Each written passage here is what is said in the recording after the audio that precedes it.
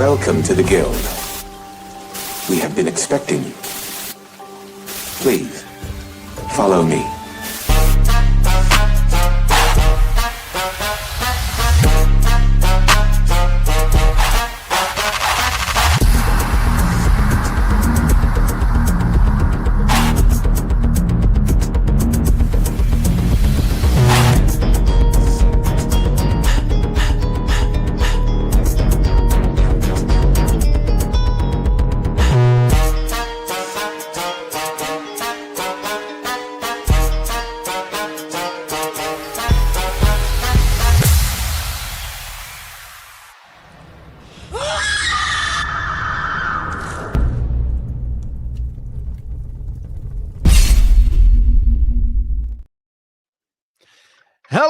Hello, and welcome to our very latest episode of the Night Quest podcast. I am CMoney, and I am joined by the always lovely Doodle. What's up, everyone? Happy Tuesday and happy February, you guys. Oh, I can do that.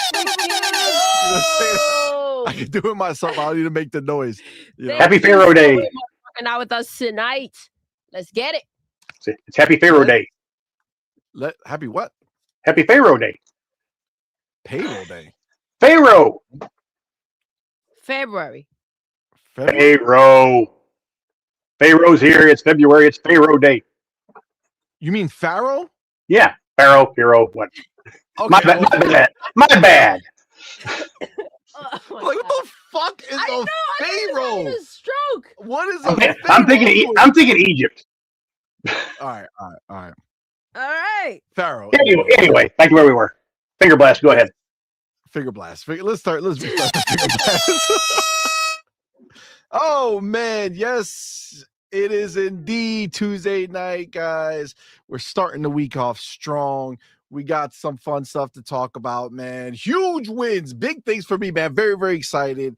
We got a lot to talk about. One of the big things, I don't know if you guys saw, but there is a certain, person who would know, who just confirmed when we should be seeing Xbox's official console, which is crazy, which also confirms some big things that we're going to talk about. And then, Xbox Play Anywhere is in fact king. God damn, are we getting one of the biggest games ever that we've been waiting for forever, that I've been waiting for forever. It just got that announcement that is going to be an Xbox Play Anywhere game. God damn, is this fucking amazing. I love it. Son of a bitch. But it's Tuesday night, guys, so that means it's not just myself. It's not just Doodle. No!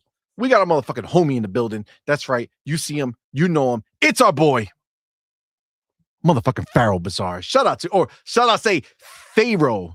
You know what I'm saying? Pharaoh. Yeah, apparently, I got a holiday I didn't know about. Pharaoh Day. Pharaoh Day in the building, man. What's up, bro? How you doing, man? Good to see you, player. Pretty good. How's it going? Going well, man. We got some pretty good Xbox news today across the board. Games, hardware, all that good stuff. Oh yeah. What is it about, right? This is what it's all about. We're very, very excited to be able to do that. And of course, instead of waiting till I introduce him, he turned off the goddamn screen before I can. So I'm gonna there he goes. Goddamn, he made it. The homie. You didn't need to see me taking a drink. Listen, sometimes we need to know what's going down. You know what I'm saying? The people want to know when shit is going down. You know what I'm saying? So I can't show those videos. Oh well, that's a whole different type of going down. I can't show videos of shit going down. God damn. Okay. You know what? Listen, sometimes you walk into things some are shit. better kept private. You know sometimes, what I mean? You know what I'm saying? Some things. Yeah.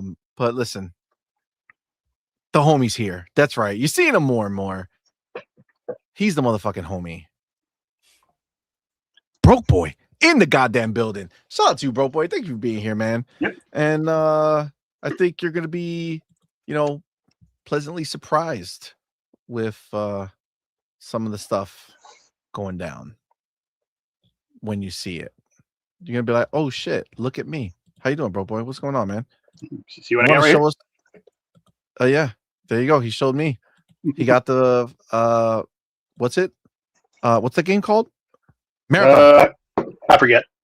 Yep, you got the Marathon Collector's Edition that, for all intents and purposes does look pretty good. Looks better than the definitely game. look better than the game, that's for sure. Shout out to Broke Why do you Boy think out here. Why do you think I got the one without the game? Of course, because who needs the shit? Who needs the shit? But no, listen, it is a dope collector's edition. But goddamn, what a way for a game to fucking go to hell. It's not gonna. I don't know. It doesn't look promising. I'll give it a chance. We'll see. We'll see what happens with it. They've got a free play weekend before it comes out, so I'll give it a shot and see. Yeah, listen. Yeah, there's nothing else you could do. You could try it, see if it makes sense. If not, it'll just be another game that's gone to the wind. High guard, right? Yeah, High Guard, the shitstorm that is High Guard.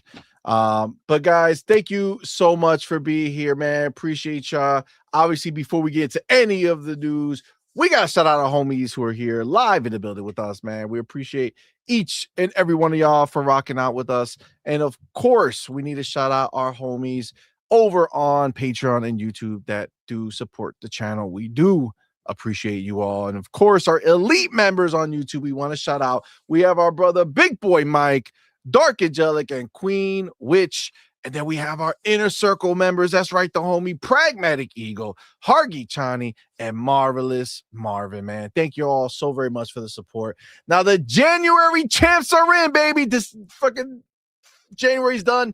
We're in February. It's time to find out who made the list. Best bot of the night in January, our boy Ryu Art. Most super chats that were the first one, Mac22TH54. Biggest super chat was from our boy Ryu Art. Most biggest super chats from our boy Ryu Art. Top 3 most gifted subs, Broke Boy, Ryu Art, and Jonas the Dad. And most gifted at once, Broke Boy. That's right. Broke Boy got a double banger up on here. And Ryu Art fucking slapping everybody up like a beast. He's not fucking around. Shout out to the homie Ryu Art. Shout out to everybody who made this list. Shout out to everybody who does support the channel, even if you didn't make this list, man. We do appreciate each and every one of y'all. And of course, you know how we do here, man. You guys live in the building right now. You're supporting us in such a major way, man. And we appreciate each and every single one of y'all for being here live on the in the building on a Tuesday night, man. It means a lot to us. So we thank you. You guys are all very, very, very special to us. Of course, special,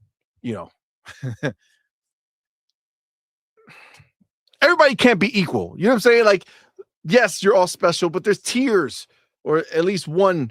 Well, I guess there are tiers. And this is the thing. You may say to yourself, well, that's not right. How come I'm not a special? Well, it's very simple. See, these specials, they're special. Why are they special? Very simple. One, they went ahead. They saw that on point bat signal and said, motherfucker, I need to get into that show now. And that's what they did.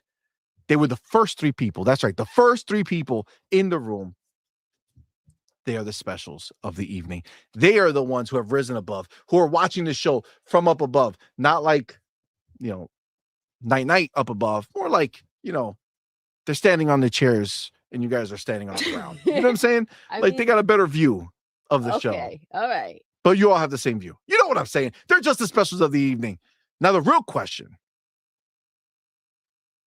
is, who are the specials? Who? Ooh. Who? Oh, wow. Who? And I'm going to tell you. Ooh. Okay? I'm going to tell you. Who? Remember, this is officially the first show of the month. It is your first opportunity to end up on that banner. Oh, shoot. For the month The banner February. is up for February. Yo. For January, it's up. For the January, chance of yes. January, it's up. The month of January in the month of February. Yeah, what's going to play for the month of February is up right now. But what's going to play during the month of March? Who are going to make the list in Who's going to make history? Who's going to make history for the month? That is a good question. And we are going to find out because number 3 in the building. Oh. Motherfucking. Goddamn, E-Ranks. Let's E-Ranks in the go. building. Shout out to our boy E-Ranks. Number 3 in the building. He's not fucking around, man. He's starting right. He's starting it right. He said it's motherfucking beginning of the month. Mhm. I'm gonna start now to get into that list. I mean, that's how you do it. Hey, listen. That's how Oh you do it. shit! Be nice. Shout out to Be Nice. He has an owl emoji. Oh shit, I didn't even know we had In the our chat. emojis. Look at that. That's hilarious. Well, Hoo hoo. shout out to you. Who's number 2? Hoo hoo Mm. hoo Number 2 in the building hoo is our boy, hoo our motherfucking homie, hoo. Fillmore Pockets. Shout out to the boy Fillmore Pockets, number 2 in the building. He's not fucking around. Goddamn, he's not. God, what the fuck is happening? He said, "Fuck this shit. I'm gonna be number 2," and number 2 he was. Now, Yo, shout out to Fillmore Pockets. number motherfucking 1, The best bot. the best bot of the night, Yes. goes to our brother, our homie. Who? You know him well, Who? motherfucking Who? Who?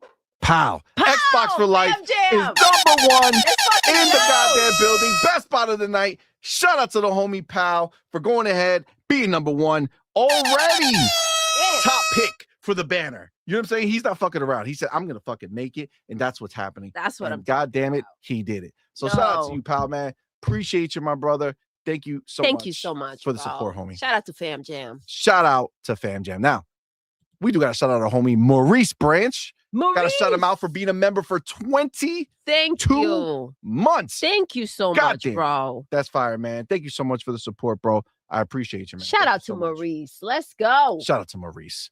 Now, who else is in this bitch? Hmm. Okay, who else Let's is fuck at around this and find party? out. We got the homie. Well, it's Abacab. I know because of that picture. Abacab, but his Genesis fan. I don't know if you want to just be Genesis or you want to go in your settings and change yourself to Abacab. Whatever you want to do, let me know. But right now, you're a Genesis fan, but AKA the motherfucking homie, Abacab. Let me see. What's that? Is that song about Abacab? Which one? Abacab. It's Alpha Oh my God. I know. You know, That's a like Genesis. That's a Genesis. That's a Genesis album, right? That's wild. That's wild. You know what I'm talking about, right? Yeah. The pata. Yup. It's Abacab. No, that's not even close. Wow. See, you can No, see the it's really close. connection. It's really. I see the connection. so I see the close. connection. It's like almost identical. You're so right. For sure. All right. We got Be Nice in the building. Shout out to the homie Be Nice. Toe Tag in the building. What's going on, man? Thank you for being here, bro. Appreciate you, homie. We got the motherfucking homie Game Shark in the building. Yo, twinkle, baby. Twinkle, baby. That's the fuck I'm talking about. Thank you for being here, man. Appreciate it. You got Jonas the Dad in the building, making the list. That's right. He made the list this Let's this go, month, Jonas. top champs of January. Listen. Shout out to Jonas the Dad being in there. He ain't fucking around. You got User for Games in the building. Yo. What's up, player? Thank you for being here, man. Appreciate Thank you. Malcolm Xlax in the building, just randomly talking shit for no reason. Late. Because You late. He got All right, you the one who's late. All right, telling me Let's we're turn late. this shit You late. around. God damn it. That's because he didn't. Did he make the? He didn't make. Oh, He got dethroned. tossed by Ryuar. Oh shit! Ryuar, as they say, ragged him up. Get the fuck out of here! Yeah. Our boy Ryuar, I seen him in these streets. Malcolm was sitting on the throne as the best bot. Stepping. He was like, he heard a knock at the door. He was like, "Who's that?" Ryuar said, "Me, bitch," and just tossed him the fuck out. Goddamn, Malcolm. Like, yo, the king is here. The disrespect is crazy, Malcolm. You need to fucking step it up. Can't be showing up here late after that. You should have been here first, saying ain't nobody gonna dethrone me. God damn it. Well, shout out to our boy Ryuar. Shout out to our boy Ryuar and Malcolm. I see the whole game adaptation newscast in the building. What's up, man? Yo. Thank you for being here, bro. Mick Kumar in the building. What's up, fam? Chicken Eye 210. What's going on, player? I see you, man. Pixel Slapper. I don't know why I just froze when I saw the numbers. It's like, are those numbers or words? They're numbers, guys. They're numbers. I try to sound them out for a second. I was like, what is Chicken this? Eye, baby. No, not Chicken Eye. Goddamn, it's Pixel Slapper 7948. Oh, I can't see from here. Yeah, but I'm just saying the numbers fucked with me. So I don't know why I stopped. So Chicken Eye Pixel has Slapper, what's up, fam? Numbers on the side too. I thought A lot of people got the I'm out numbers, here but you're trying to right. help you. I appreciate it, but it didn't help because I couldn't see it. You know what I'm saying? Just relax. I don't know what I'm talking about. Our lyric in the building. Yo, What's going, man? what's Thank you for being good? here, Thanks bro. for rocking out. Appreciate you. Woo. Moonlight Ace in the building. What's going on, We should man? record a duet. We should record a duet. Goddamn, we would Seriously. crush life. Did I say be nice? I think mean, so. listen, the ones that we've recorded before, nobody likes, but I think They like them. they're hating. They like them. They're Yeah. just haters upstairs. Yeah. You can't fucking talk to these kids. Fucking haters, bro. Them guts in the building. Salute to you, my friend. Thank you for being here, bro. Appreciate you, man. Thank you for rocking out with us, homie. Look at motherfucking Broke Boy. Shout out to the homie Broke Boy. Member for 19 months. Yo, Goddamn, thank Broke you Boy. so much, bro. Appreciate you, homie. Appreciate Thank it. you for the support. Not to be left out. The homie B Nice said, fuck that. I'm about to flex on these bitches too. 17 months. Let's go. The support Appreciate you, is bro. real. Thank you guys for supporting us, man. Appreciate it, homie. Where was I? Bam. Let me go here. Okay.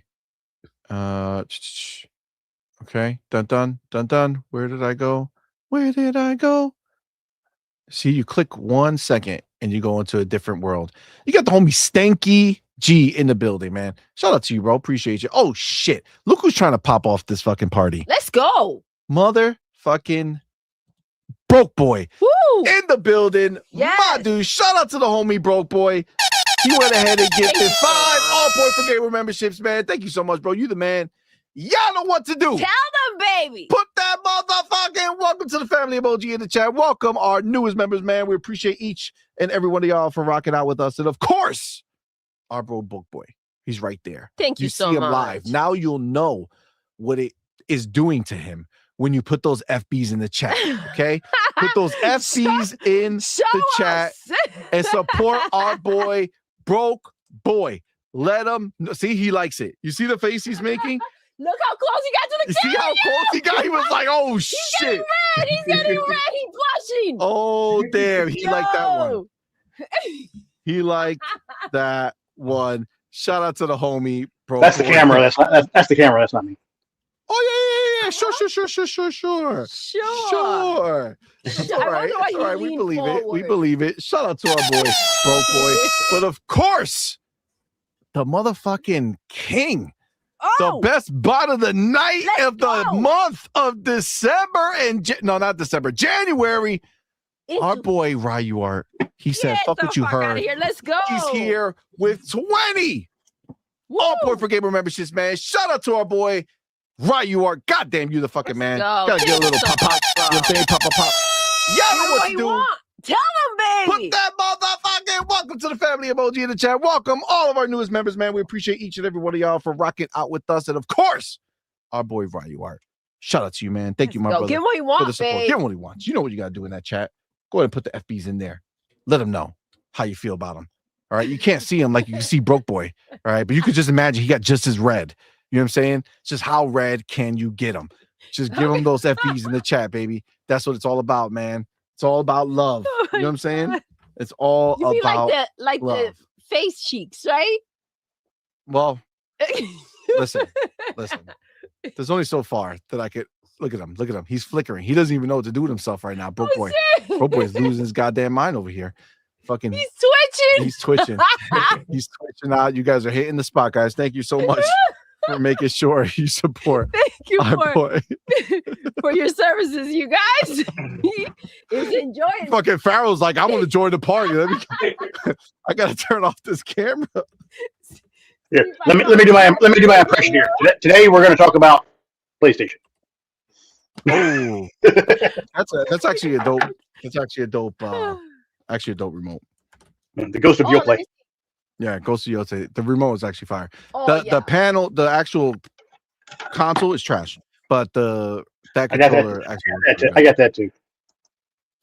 The box of the console look But better. this is the good color controller though. The black one, as they nicknamed it, the shit stain controller. That's disgusting. So is the controller. That's disgusting. Yeah, I mean, I'm not disagreeing. Did you get the controller for Marathon?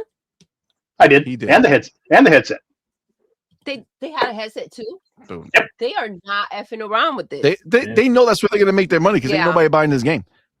So and to add to my collection, CMoney, I just got noticed today they shipped my 6LP limited edition vinyl Expedition 33 soundtrack and my 8 CD limited edition collection soundtrack.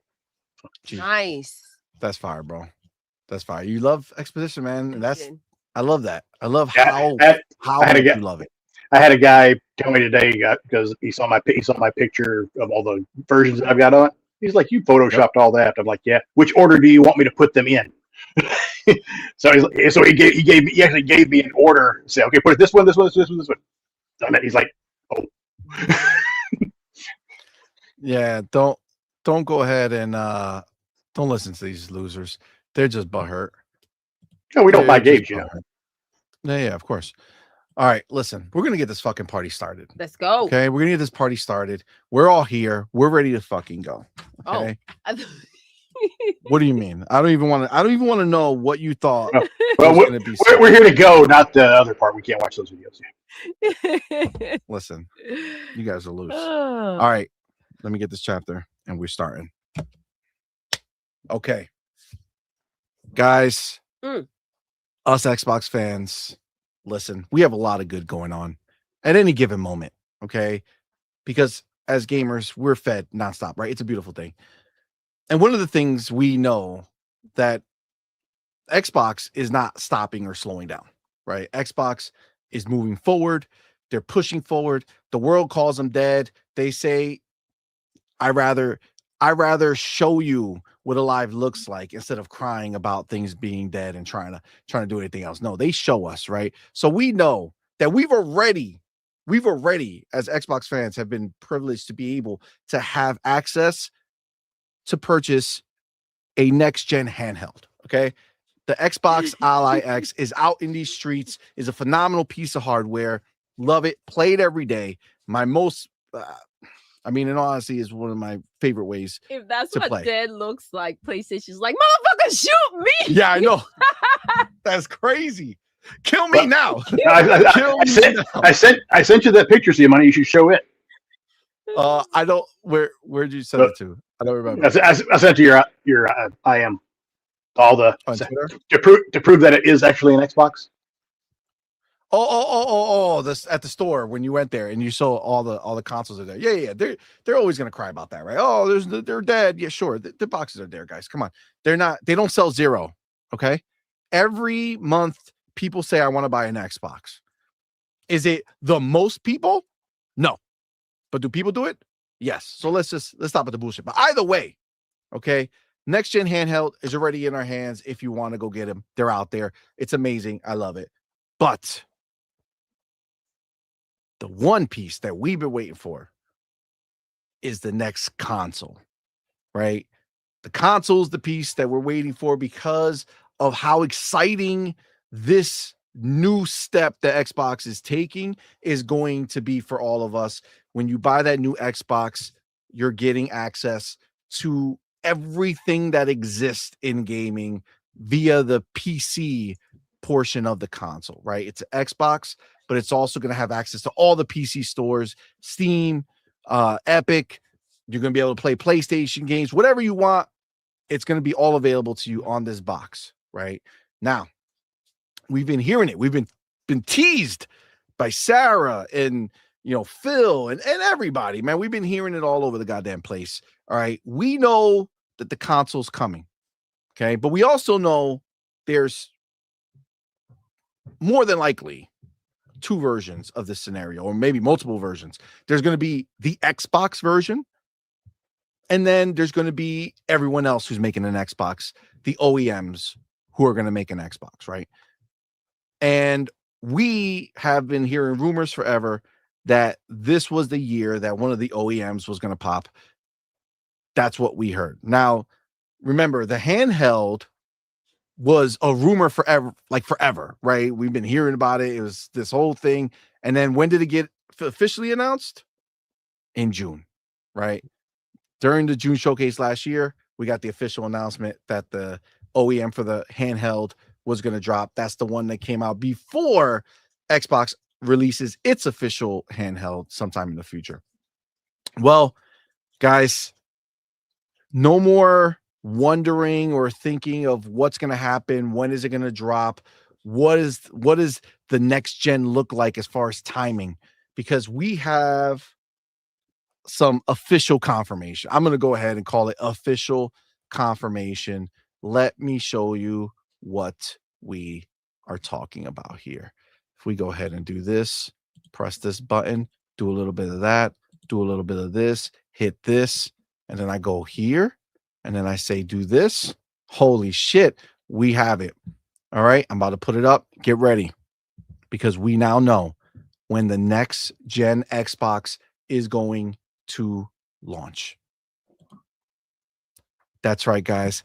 AMD, the maker of the chip that is going to go into the Xbox, has gone ahead and confirmed when Xbox's next hardware, next console is going to drop. Xbox is not the OEM.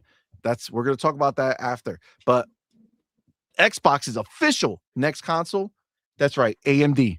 They came out and they have confirmed that the next console from Xbox will launch in 2027. Goddamn. I got to give a little two-piece for that. Goddamn. 2027, baby. That means officially, Xbox is officially just guaranteed at this point. Xbox is going to drop its console minimum 1 year, but most likely 2+ years before the next PlayStation. Oh, for sure. Yeah. Minimum 1 year. That's crazy. Most likely, based off everything that we've heard leading up to this moment where their console is delayed, all this stuff is happening. AMD has confirmed 2027 Xbox is dropping. You know what they didn't say when they confirmed that Xbox was dropping next year? When was They didn't say that the PlayStation was dropping next year. Okay, they didn't say, oh, the PlayStation is also going to be ready, guys. No. They did not. Okay, so let's read this. This is over at GamesBeat. They have an article up, so let's go ahead and talk about it. It's by Dean Takahashi. Says AMD spills the beans on possible next-gen Xbox launch in 2027. This is Lisa Su, the CEO of AMD, and she's the one who said it. Let's talk here. Says, Advanced Micro Devices CEO Lisa Su made a rare comment about future sales for both Valve's Steam machines and Microsoft's next generation Xbox. Ooh. Hold on. What? Oh, it's a paid article. GamesBeat does this shit now too? Hey, it's getting hard out Man, here. fuck these clowns. Wow, that's crazy. I ain't signing this shit. All right. So we're just gonna go ahead and use Shinobi over here, who says he got the quote. During a call. Let me see if you know what? Now I'm annoyed that I had this loser pop up. I think I have another one. If I don't. All right, there's a better quote. We're going to use this one. We're going to use Wario64. All right. AMD CEO Lisa Su says, from a product standpoint, Valve is on track to begin shipping its AMD-powered Steam machine early this year. And development of Microsoft's next-gen Xbox featuring an AMD semi-custom system on a chip is progressing well to support a launch in 2027. Motherfucking Lisa Su out here dropping she's been bombs. out here ruffling feathers, bro. It's crazy. It's crazy. She just came out and said it. All right. She told the world. Now, listen, to be fair, Phil said it. Sarah has said it. It's coming. They don't talk about their new hardware years and years in advance. Okay. They just don't.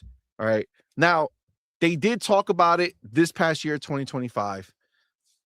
I personally think they're doing 2027 for them, for the Xbox version, because all the other rumors point to this year us getting the OEM. Okay. Now, some people may be thinking that maybe there is no OEM, and that's always a possibility. But I will say this. If you take a look at what they've done with the handheld, okay, they went ahead and they essentially use the handheld as a sort of guinea pig. Okay.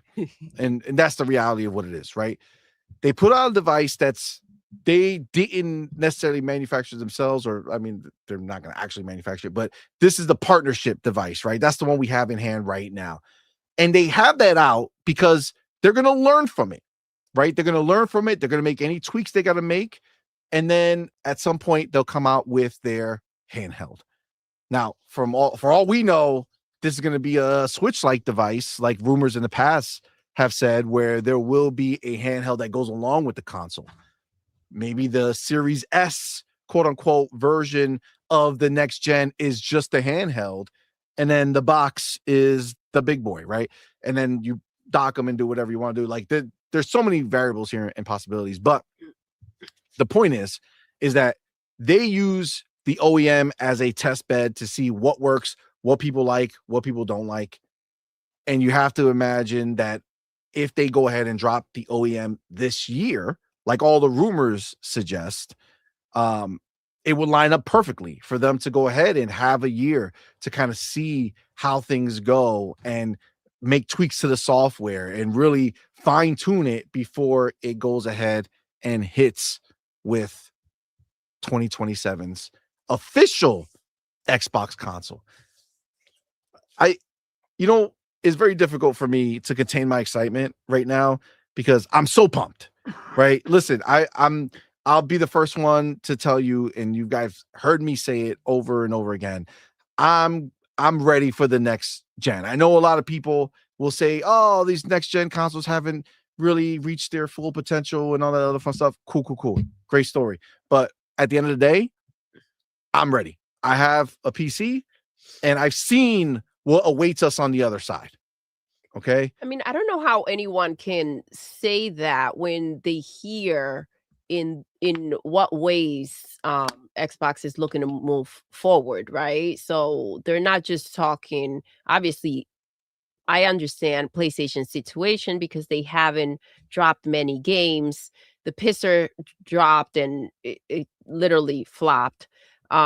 So when it comes to PlayStation, the world's not ready for a new box. I think the PlayStation 5 generation has been enough to last us for like 3 lifetimes. Am I right? Guys, yeah. So I think we had enough before it came with out. that shit. Yeah. So Pisser. People how they go and say, hey, listen, if you had the power to, would you go back to Hitler before he was born and just end it? You know what I'm saying? Like, would you have the power? If you had the power to do it, would you go do that? I feel like if we all had the power, we would go back and just smother the PlayStation 5. You know what I'm saying? Like, I think so. Just stay like no more generations dead. For you. Yes. Like there's no reason for you to come out. You know what I'm saying? Like it was an abysmal generation. It's so like, again, we have, just to be clear, if you're listening here and you're like, who are these schmucks talking about PlayStation? We have them. Okay. We have them all over this goddamn house. And they're just expensive, book holders or whatever the fuck we use them for, stands for things. I have statues on this PlayStation over here. You just gotta use it for whatever extra space you want to use it. Amplify the height. It's pretty tall, so you can put something on it that you can see. But yeah, listen.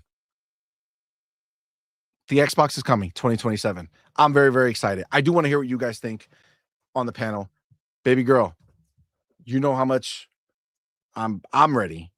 The question is, are you ready? Are you ready for that next gen? I'm ready. Are you excited? Listen, I think we got a little taste with the handheld, right? And I think it's been pretty clear how they're moving forward. The access that we're going to have, they're essentially eliminating the need for a PlayStation or anything else kind of out there to go ahead and play these games. I wonder how Nintendo's gonna fall into place with all the moves that are being made to move forward. But yeah, it's funny. I'm bringing up Nintendo because we were talking the other day. I forget what game we had seen, and we're like, if they just add, if Nintendo just put their IP or their characters and allow them to be in other places, like they can make really good money if they just open those doors. Anyways, but yeah, I was really excited about it being this year. Next year we'll just, January's already done. It's like we've got 11 months left this freaking year, so time is going so fast that I'm just excited to find out when during next year we're gonna go ahead and get that next console. So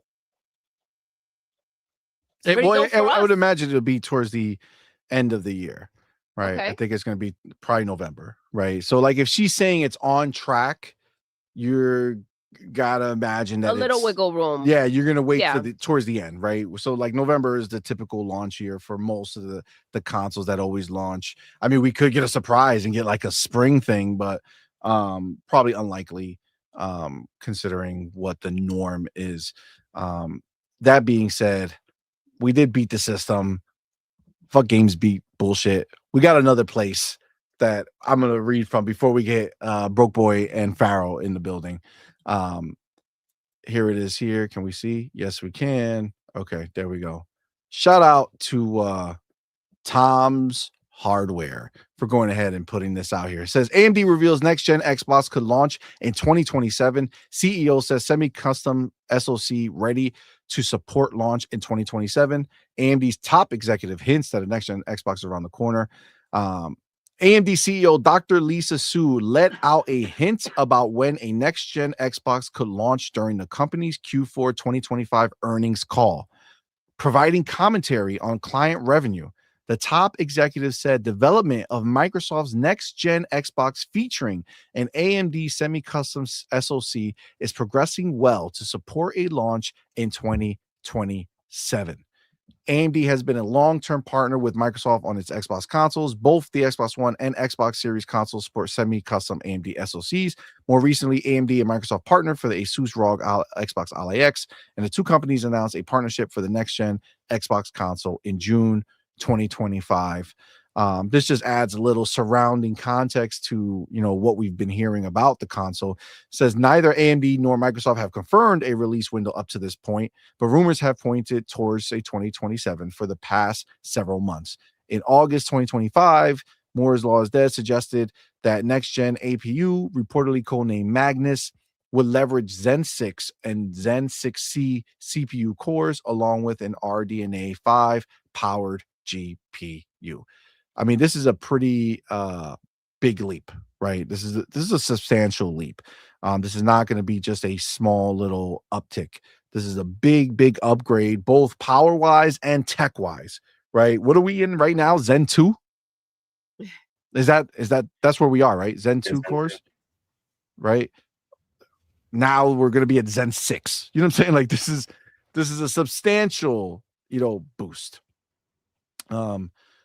So yeah, I mean, look, I just wanted to kind of give a little bit more official with where it was from is from the Q4 2025 earnings call. This is AMD talking to this is why this is important. They're talking to their shareholders. Yeah. Right? Yeah. They can't lie to their shareholders, number one. Okay. They can't go out there and be like, hey guys, you can expect that we're going to have a big uptick in the end of next year because Xbox's new console is going to launch. You can't just say shit like that. Yeah. All right. Mhm. Like they can't. Right. So this is not only essentially the most legitimate, confirmation that we have of when this thing's going to drop.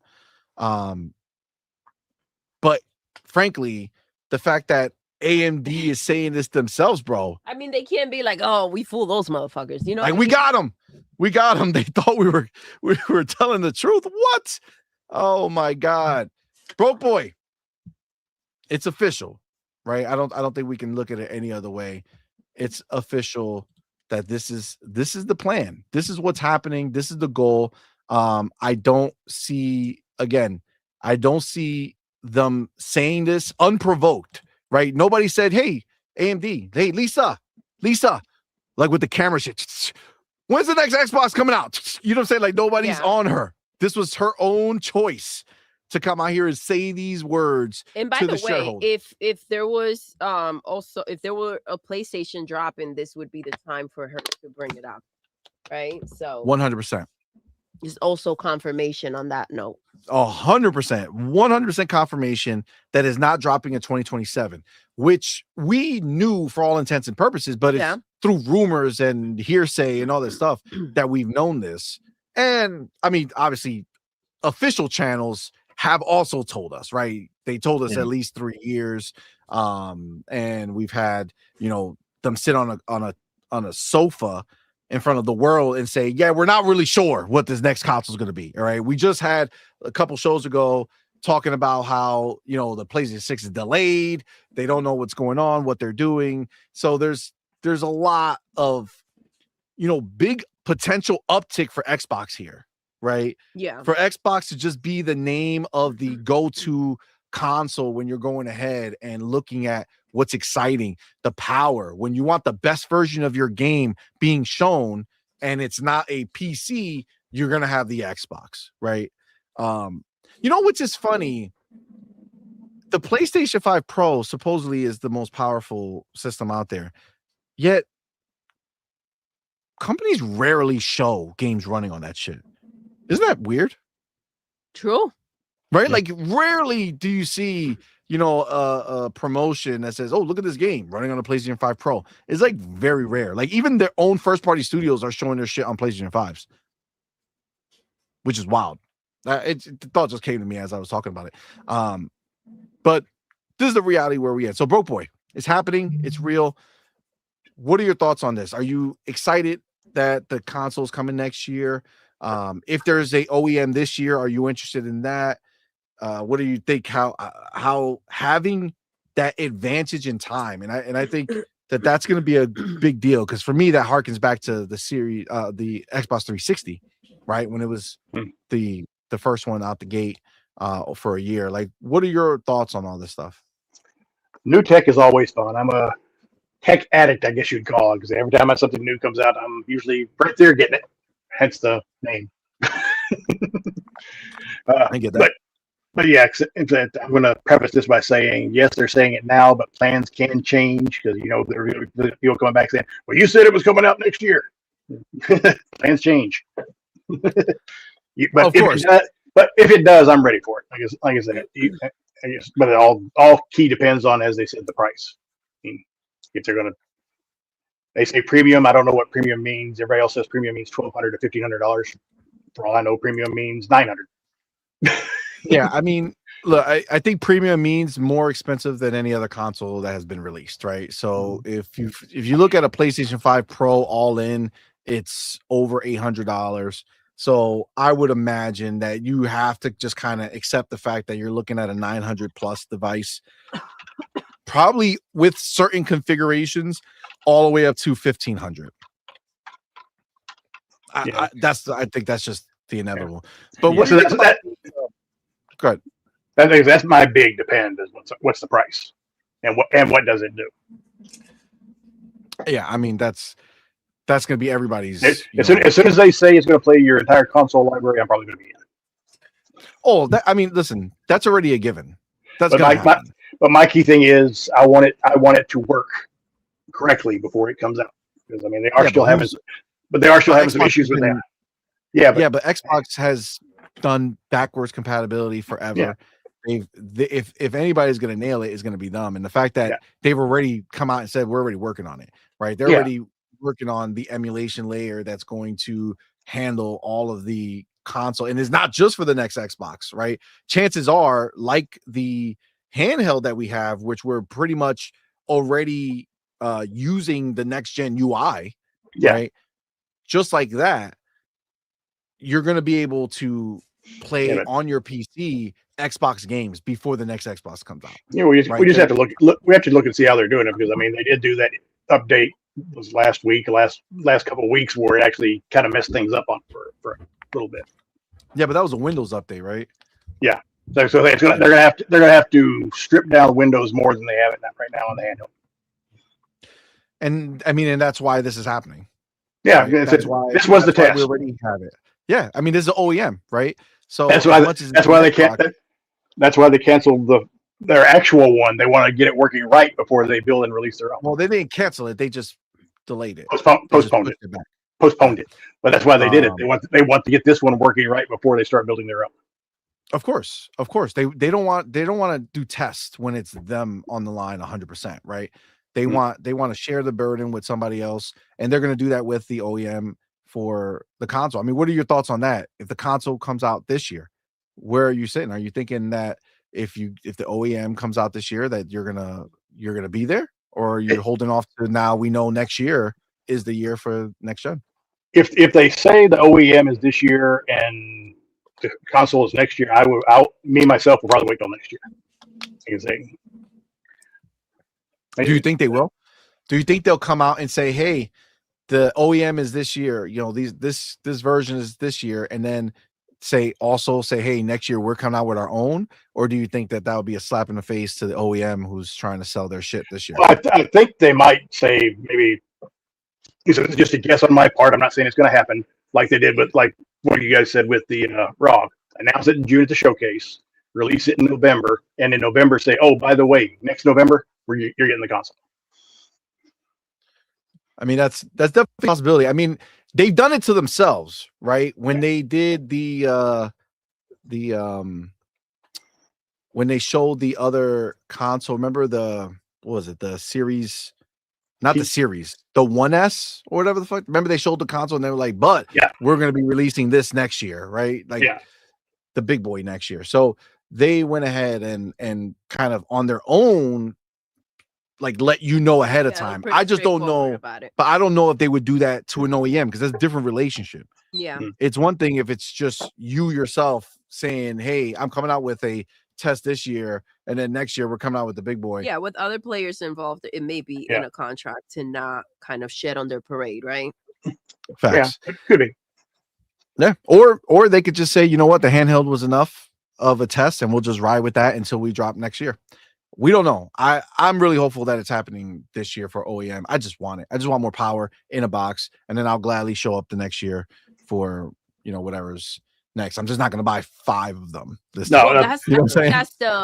balance, and that's what has happened. They're not going to have the same people that went out and bought 5 or 6, however many freaking consoles they bought.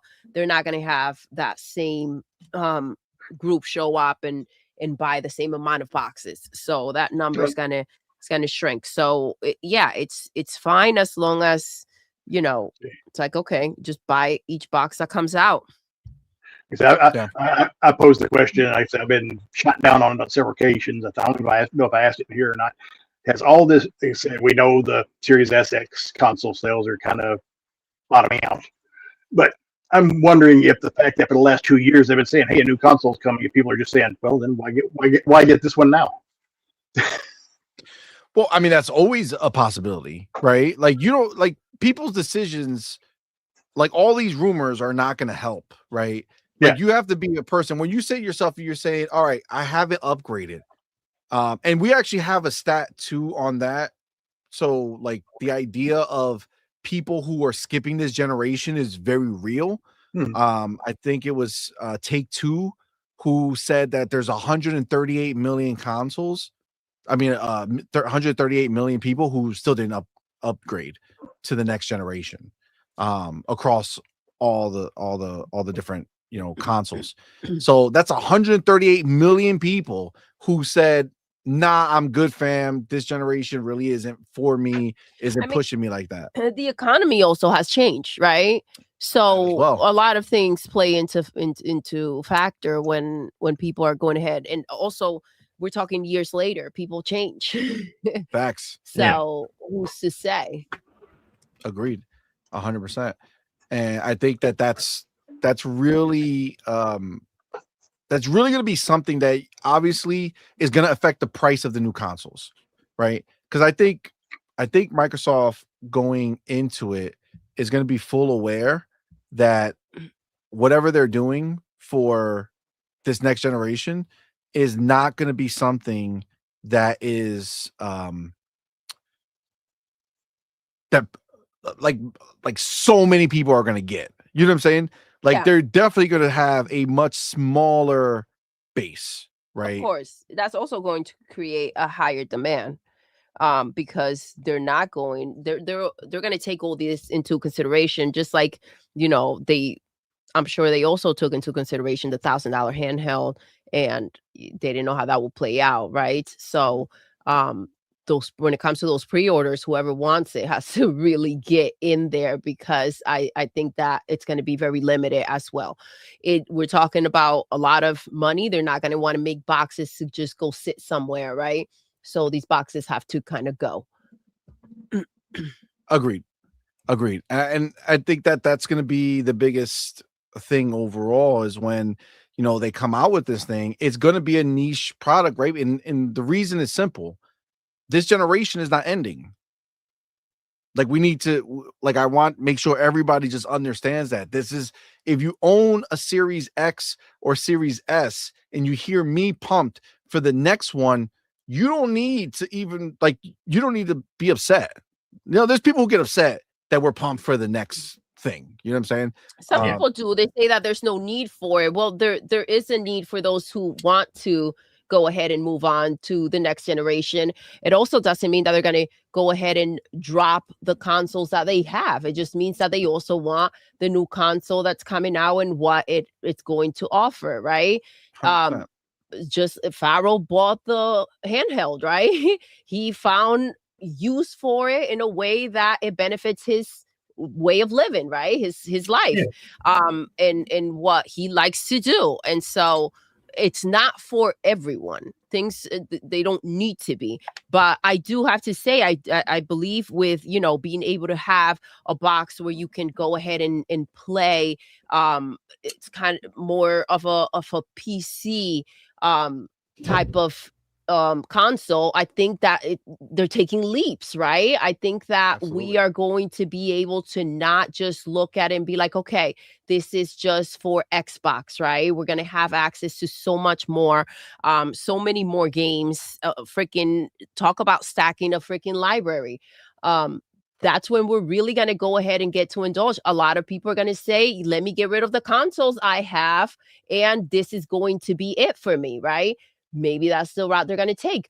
A lot of the PlayStation 5 Pros that did sell were because, a lot of people took back their PlayStation 5 and put that money towards the Pro and pay the difference, right? If that's what works for you and that's the way you got to go about it, then that's the way you got to do it, right? So yeah. 100%. So Pharaoh, got a lot said over here. Obviously, again, AMD is essentially confirming that 2027 is when they're going to be ready to launch this console with Xbox.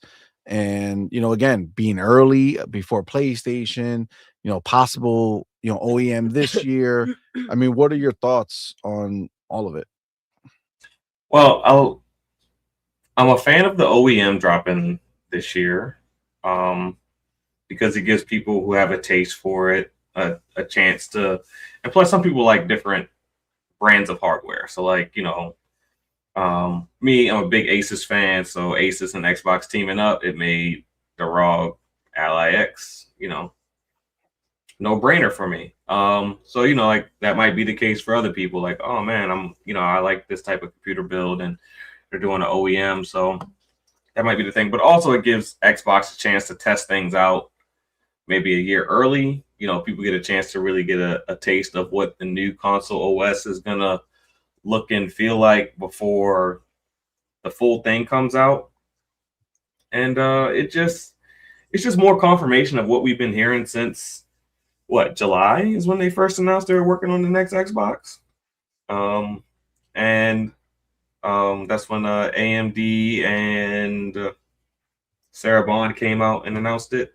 So, I mean, I'm looking forward to it. I think 2027 is a really good year to release it. And I think we're at a point where we're ready for new hardware. I think it benefits Xbox because now they have the studios, they have the games coming out with a good cadence, and now they have next generation hardware where they're going to have a 3-year gap on their competitor, and it's going to give them a chance to really make some inroads, maybe in different markets than they didn't have a chance to before. Along with everything they're doing with cloud and the TVs and things like that, Xbox is going to have a good 3-year run to show people what next generation looks like under them. So I think it's great for them. I tend to agree. I really do think it's going to be something that's, I think is going to be impactful. You know what I'm saying? And not in the sense, and I want to be clear, I'm not talking about like sales, right? I already kind of alluded to the idea that I don't think these are going to be big ticket sellers. You know what I'm saying? I don't think you're going to see tons and tons and tons and tons of them sold. I think Xbox is going to be releasing this for its hardcore market, right? It depends on how the product is positioned. If it's positioned as an everything device, then it's something that, I don't need a brand new laptop for college. I need an Xbox. It does everything. I don't think that people will want it. I think desire is going to be huge. I think everybody's going to want one. It's just the cost that's going to. Yeah, that's what I'm saying. But that's what I'm saying. It depends on how the product is positioned. If it's positioned just as a gaming piece of hardware, then I think you're right. But if they position it as kind of other things where people can see it, replacing, their laptop or their current PC or whatever, like if it becomes that type of device where it's kind of multi-purpose to certain groups of people, then the sales could be a little bit more than what we expect. Yeah, I think it will fall in line with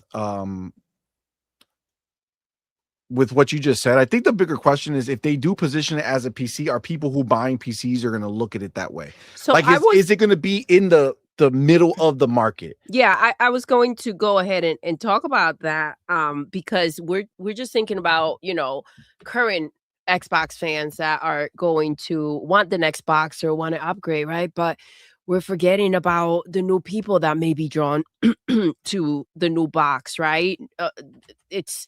They got so innovative. They went ahead and now you can like we said, Steam, Epic, and the PlayStation, now if they say we need to go ahead and have those games, those few games we're making on PC day and date, they're also going to be Xbox games that we will have access to, right? So that some people may gravitate towards that, right? That may not have even thought of buying an Xbox before. Also, Game Pass may get a nice boost from this as well. Excuse me. I definitely agree there. I think there's certain things that are going to be a bit of a conundrum that we have to see how they're actually going to play out. Okay. One of those things is what you just said, Game Pass. And the reason I'm saying that is because, well, if Xbox is more PC-like, does PC Game Pass work on your console? Or do you have to have Ultimate or the other versions of it to get the day ones, right? That's a question. We don't know. We don't know how they're going to sort that out. Exactly. That I would say product positioning and marketing, because I mean, like, if Xbox could be a little shameless in their marketing, we're dropping online, never pay for online again. was things like gonna be that. the question. Do a little blurb about being able to purchase game from multiple storefronts and show Last of Us playing on the new Xbox in a little commercial real quick. I mean, that's going to be a huge selling point with the Steam Kyle. logo. Like little things like you show like God of War or something flash, like I'm playing God of War on my Xbox, but you have it while you're mentioning Steam or something like that. Little shameless plugins. It's gonna change how people think if they really go that way. Like they kind of stayed away from it when they advertised the Xbox Ally.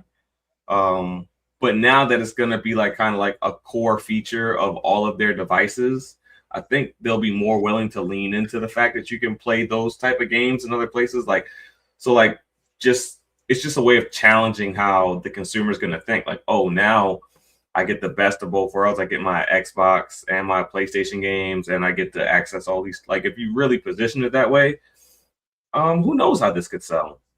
I think they shied box to rule all, for the X Ally. They shied away from that because the big selling point, and they needed to make sure that people felt that it was going to feel like Xbox handheld, right? Like it was going to feel like an Xbox. So, excuse me. That was the selling point for us, right? Mhm. So they couldn't do that. They couldn't lean into that as much as they would be able to with a new console, because that would technically be a huge selling point. Agreed 100%. Before we go further, let me get my homie Rangy 4 in the building, man. What's up, man? Thank you for being here, brother. Yo, Shout out to him with that $5 super chat, man. Thank you Appreciate so you, my much. dude. Thank you for the support. Says the next consoles will play games. We'll be able to turn off and on. That's what my sources tell me. What do you guys think? Hashtag insider.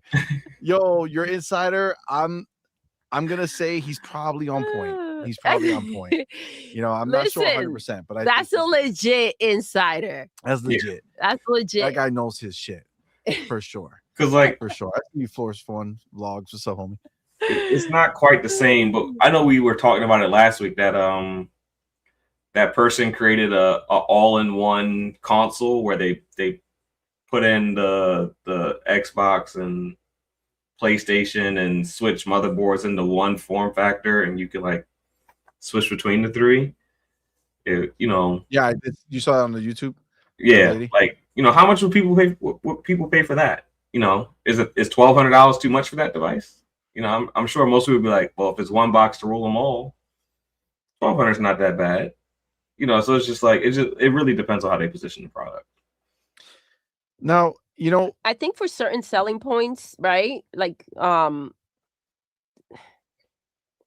depends what they do with Game Pass, and like they might need to go ahead and make sure they get an extra boost right off the get-go from the box. So as sweet as that 1,200 may sound, I'm thinking 15. Yeah. But even 15, if it's one box to rule them all, I think people think about that a little bit differently. Like, I paid $700 for the Pro. I paid $600 for a Series X. What's $1,500? Well, if it's like the last $1,500 you're going to spend on, your generation. Yeah, I mean it's definitely impressive. That if they can do something, but the hardware have to match that, right? Like it's not going to be good enough that it's just the fact that you can do all this stuff. It has to be powerful enough to last and really make a difference. Yeah, they would have to be able to show off enough for people to get on board. And remember, like I don't know if they can just advertise, hey, you can play Steam on a commercial. You know what I'm saying? You can play PlayStation games on a commercial. But if you look at when you go into the app, either on the PC or on the handheld, you get the little blurb that says, hey, you can play games from Steam, Epic, blah, blah, blah. Like they put it in there. So, when you're logging in and where you go in there, you can see that little blurb. I don't know if you have to toggle it off to not be shown, but it's been showing to me a few times now, where it's like, hey, you can do this, just so you know. So, it would be crazy for them to do that in marketing. I could definitely see them market the idea of just generically bring your games, bring your PC games to the console or play all your PC games on the console without mentioning the specific stores, because obviously the idea is it doesn't matter which store you go to, right? I'm not saying they got to You need mention that. the store, but they can show a game from that store running. Yeah, for sure. I mean, it's definitely a possibility. Now, one thing I do want to go to, of course, our boy Fillmore Pockets, number 2 in the building today. He did not Yo. fuck around. He does not fuck around. He comes out with the bars, and he brought up something that, honestly, my desire didn't allow me to look at it this way. But now that you're saying it, it's kind of pretty damning for the idea of this year getting an OEM. Fillmore Pocket says, I can see Amy Hood wanting a year or two of the new Xbox console monopoly before adding in a true OEM console to share sales with.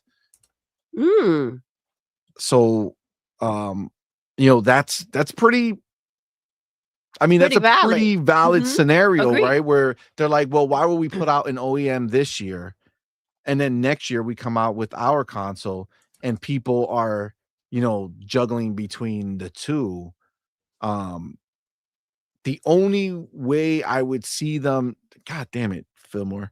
No, Fuck me up, man. No, but I have to agree, right? Because I think that, if we're looking at the handheld came out in 2025, we're talking 2027. I think 2 years is fair for people who went ahead and spend the money for them to not kind of feel played, right? You need to, the consumer also can't feel like you're just trying to squeeze money out of me, right? Especially with the prices that we're talking about. You don't want people to distrust the idea that, okay, well, if I go ahead and buy this, you're just going to screw me over in 6 months or a year, right? Because you're dropping something else. It's like a fine line. You know what I'm yes. saying? It's a fine line. I think 2 years is fair, though. Like, okay, yeah, well, we do have something new. It was 2 years ago. Yeah, I don't know if people are going to be accepting of the idea, but I think at a certain point, accepting the idea, but then also just seeing that these are just choices, one doesn't invalidate the other. Yeah. All it does is give you what's next. So if the base Xbox that they're launching with has, I don't know, 32 gigabytes of RAM, and a year later or 2 years later, a third party like Asus or, whatever, some other, manufacturer comes out and says, hey, we're going to make one with 64 gigabytes of RAM. You know what I'm saying? Like, that doesn't invalidate the one you have. It's just the better box now. It doesn't. But when you're talking about a year, you're like, okay, asshole, I could have just waited. It's not going to be, double the price, right? So I think that's where the problems may kick in, where now you're talking about customers that don't feel like they can just jump in and say, okay, well, this is new and it's going to be at least new. And listen, like with the phones, we know that Apple's going to be dropping a new phone every freaking year, right? So you are in that mentality. You're already ready for that, right? What do I tell you about, capping an iPad? Double check when the next one's coming out, right? Because the last thing you want to do is go ahead and invest, and then a little bit later, there's something new popping off. That's true, but the flip side of that is, well, if this is going to be their way forward, at some point they have to start. Agree. So does it start by just kind of ripping the Band-Aid on a generation that, at the end of the day, most people are not going to upgrade? Most people are going to think that the Series X is good enough. Most people are going to say their Series S is good enough. I could still play. A lot of people are not. A lot of people are very verbal about the fact that this generation is either it or they don't feel that there's a need for a new box yet. So if they're going to do that type of thing, this would be the time to do it. Right? Like, this would be the time. It would be the time to say, all right, let's go ahead and just start this hamster wheel of new consoles coming out every year. Or, I know you said 2 would be good, and I agree, but do the OEMs want to look at it that way? Are we going to look at it like PCs? Does Xbox want the sales cycle to look how it does for PCs? that there's always something interesting or new coming down the line that makes people want to buy. Maybe this year they didn't buy, but they'll next buy year next they year. buy. It's all on that on the mentality, like you said, right? A lot of people may not move forward, and then if the ones that you do get to move forward, how many are going to say, okay, a year later, I'm going to go ahead and take that leap again after I just invested, right? But they can also be looking at, like I brought up, the Apple phone. If people are willing to spend $1,500 every year, right, on a brand new Apple phone, then I mean, maybe they'll feel like spending $1,500 on a console, right? And that's not necessarily most people, but right? Like most people are gonna be able to choose, like on the phones too. Like not everybody buys the best one, right? And they sell the lower ones, they still sell the older ones, right? So it's like a balance. I'm not sure that they're gonna go ahead and say, okay, well, 2027 and then 2028, and we're gonna do a variety of these consoles, right? I don't think there'll That's be a lot. multiple. I don't think there'll be Exactly. I would imagine that it'll be so I don't one think there's gonna OEM be... per year that does it if they're Yes. doing it. You know what I'm saying? So like Asus is not going to release one this year, and let's just say, I don't know, Dell or Razer or something like that. I don't think it's all like you're going to get like 3 consoles this year. I think it's whoever like whoever's picking their year to throw their hat in the ring. And how many... No, but you're talking about people them would be making more involved. than one console, right? When they do. What do you mean? Because you said, I brought up the phone you said people pick and choose what phone they want, right? Oh, I can see them making multiple, like the handheld. Okay. Right. So Asus said we're 2 going to make versions. a handheld, and they made a cheaper one and a more expensive one. I could see that going across the board. I just think that's the way forward for most of these things. I think most people want the option of the cheaper one versus the more expensive one. I mean, some people may want Asus, right? I mean, that's just what it is. Also, let's not forget that there are also purchasing plans, right? So, I mean, we're talking about, potentially $1,500. So maybe there are ways to buy without buying all in one shot. Yeah, I don't think they're gonna do multiple OEMs though. I think they'll do one like they did with the Asus one. I think they're going to do one OEM, and then every other quote unquote OEM is their own OEM, but it's basically an Xbox. Like the MSI Claw has the Xbox full screen experience, is basically an Xbox. The Asus has or Lenovo Legion, they're all Xboxes basically. They all launched the Xbox full screen experience. There's no noticeable difference from a UI perspective, no matter which one of these devices you pick up. It's just one is Xbox branded.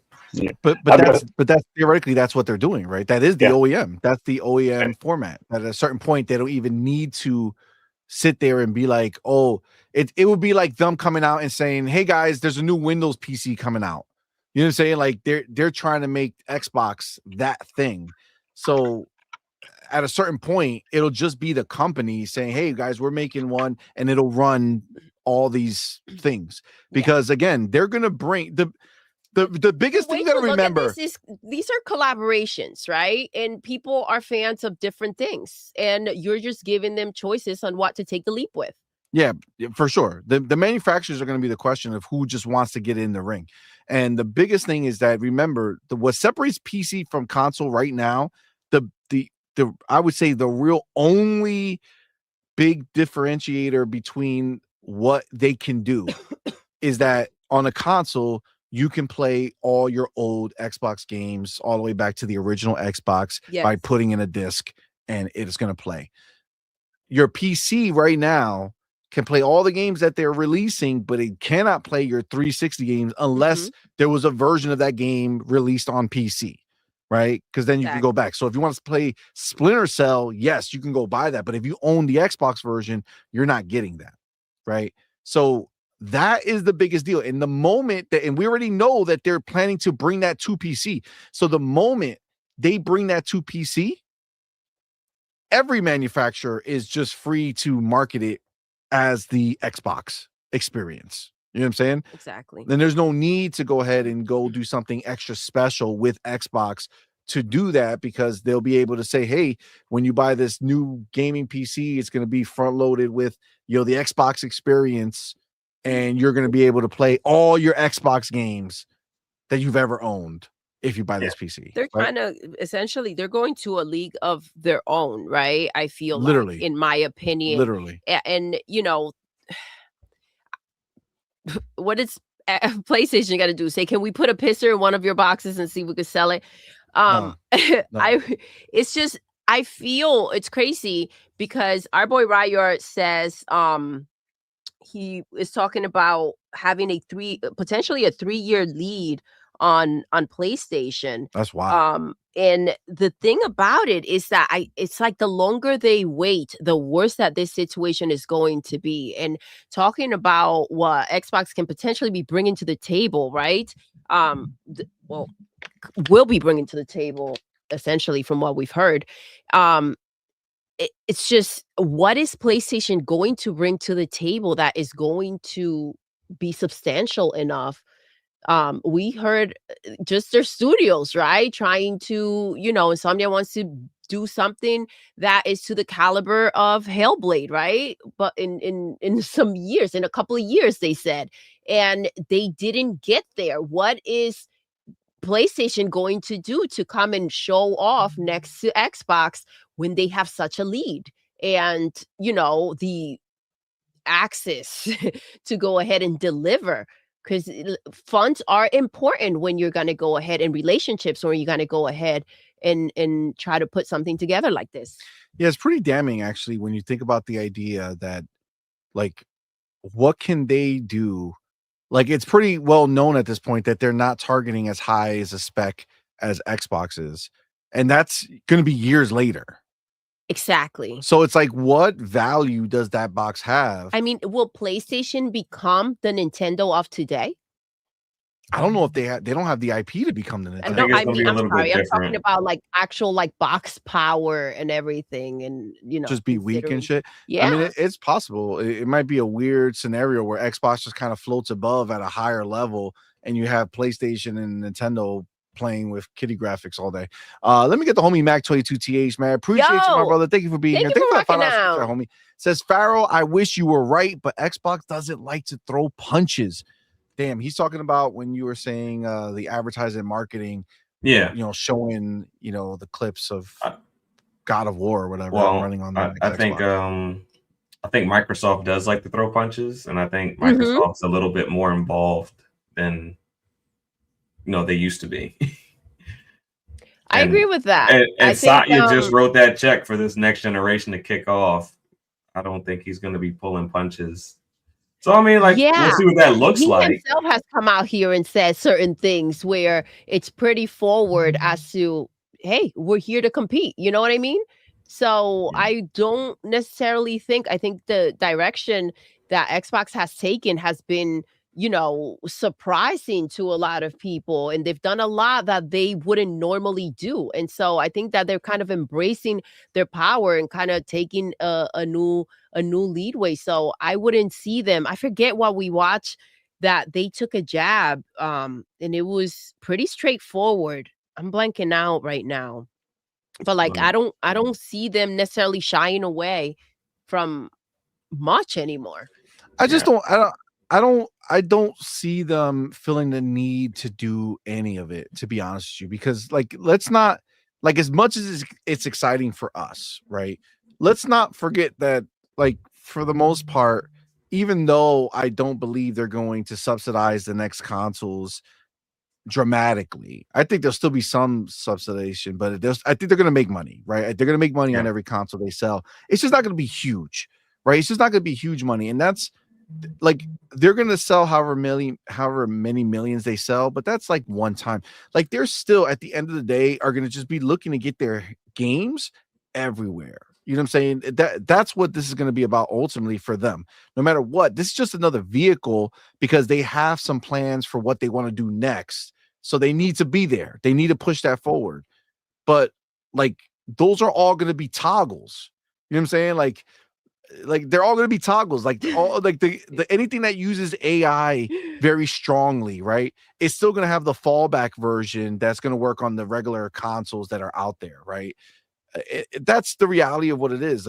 Right now, what I'm looking for is what they're going to do with the AI and the power that they're going to put in the box. Because again, as much as what we have is great, I've seen path tracing in a game that's completely done, and it's just like the games just look way better. I mean, it's just what it is for the games that take advantage of it, right? And if the console does it, then more people will take advantage of it, and that's what I'm kind of for sure hoping.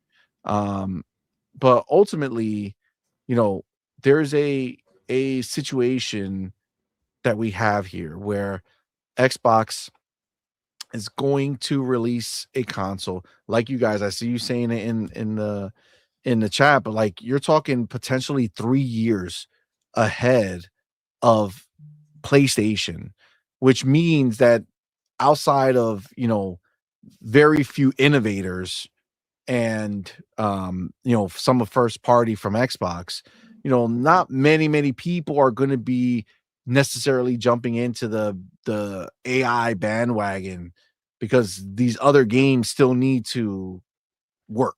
You know what I'm saying? Yeah. They still need to function, right? So if the Series S doesn't really have any, I don't know, I think it's the X that has the NPU in there, or whatever it's called, right? The S doesn't, right? If I'm not mistaken. You want the handheld? Yeah, the handheld, but the Series X as well, right? The Series X has something. It has like an ML chip inside of it.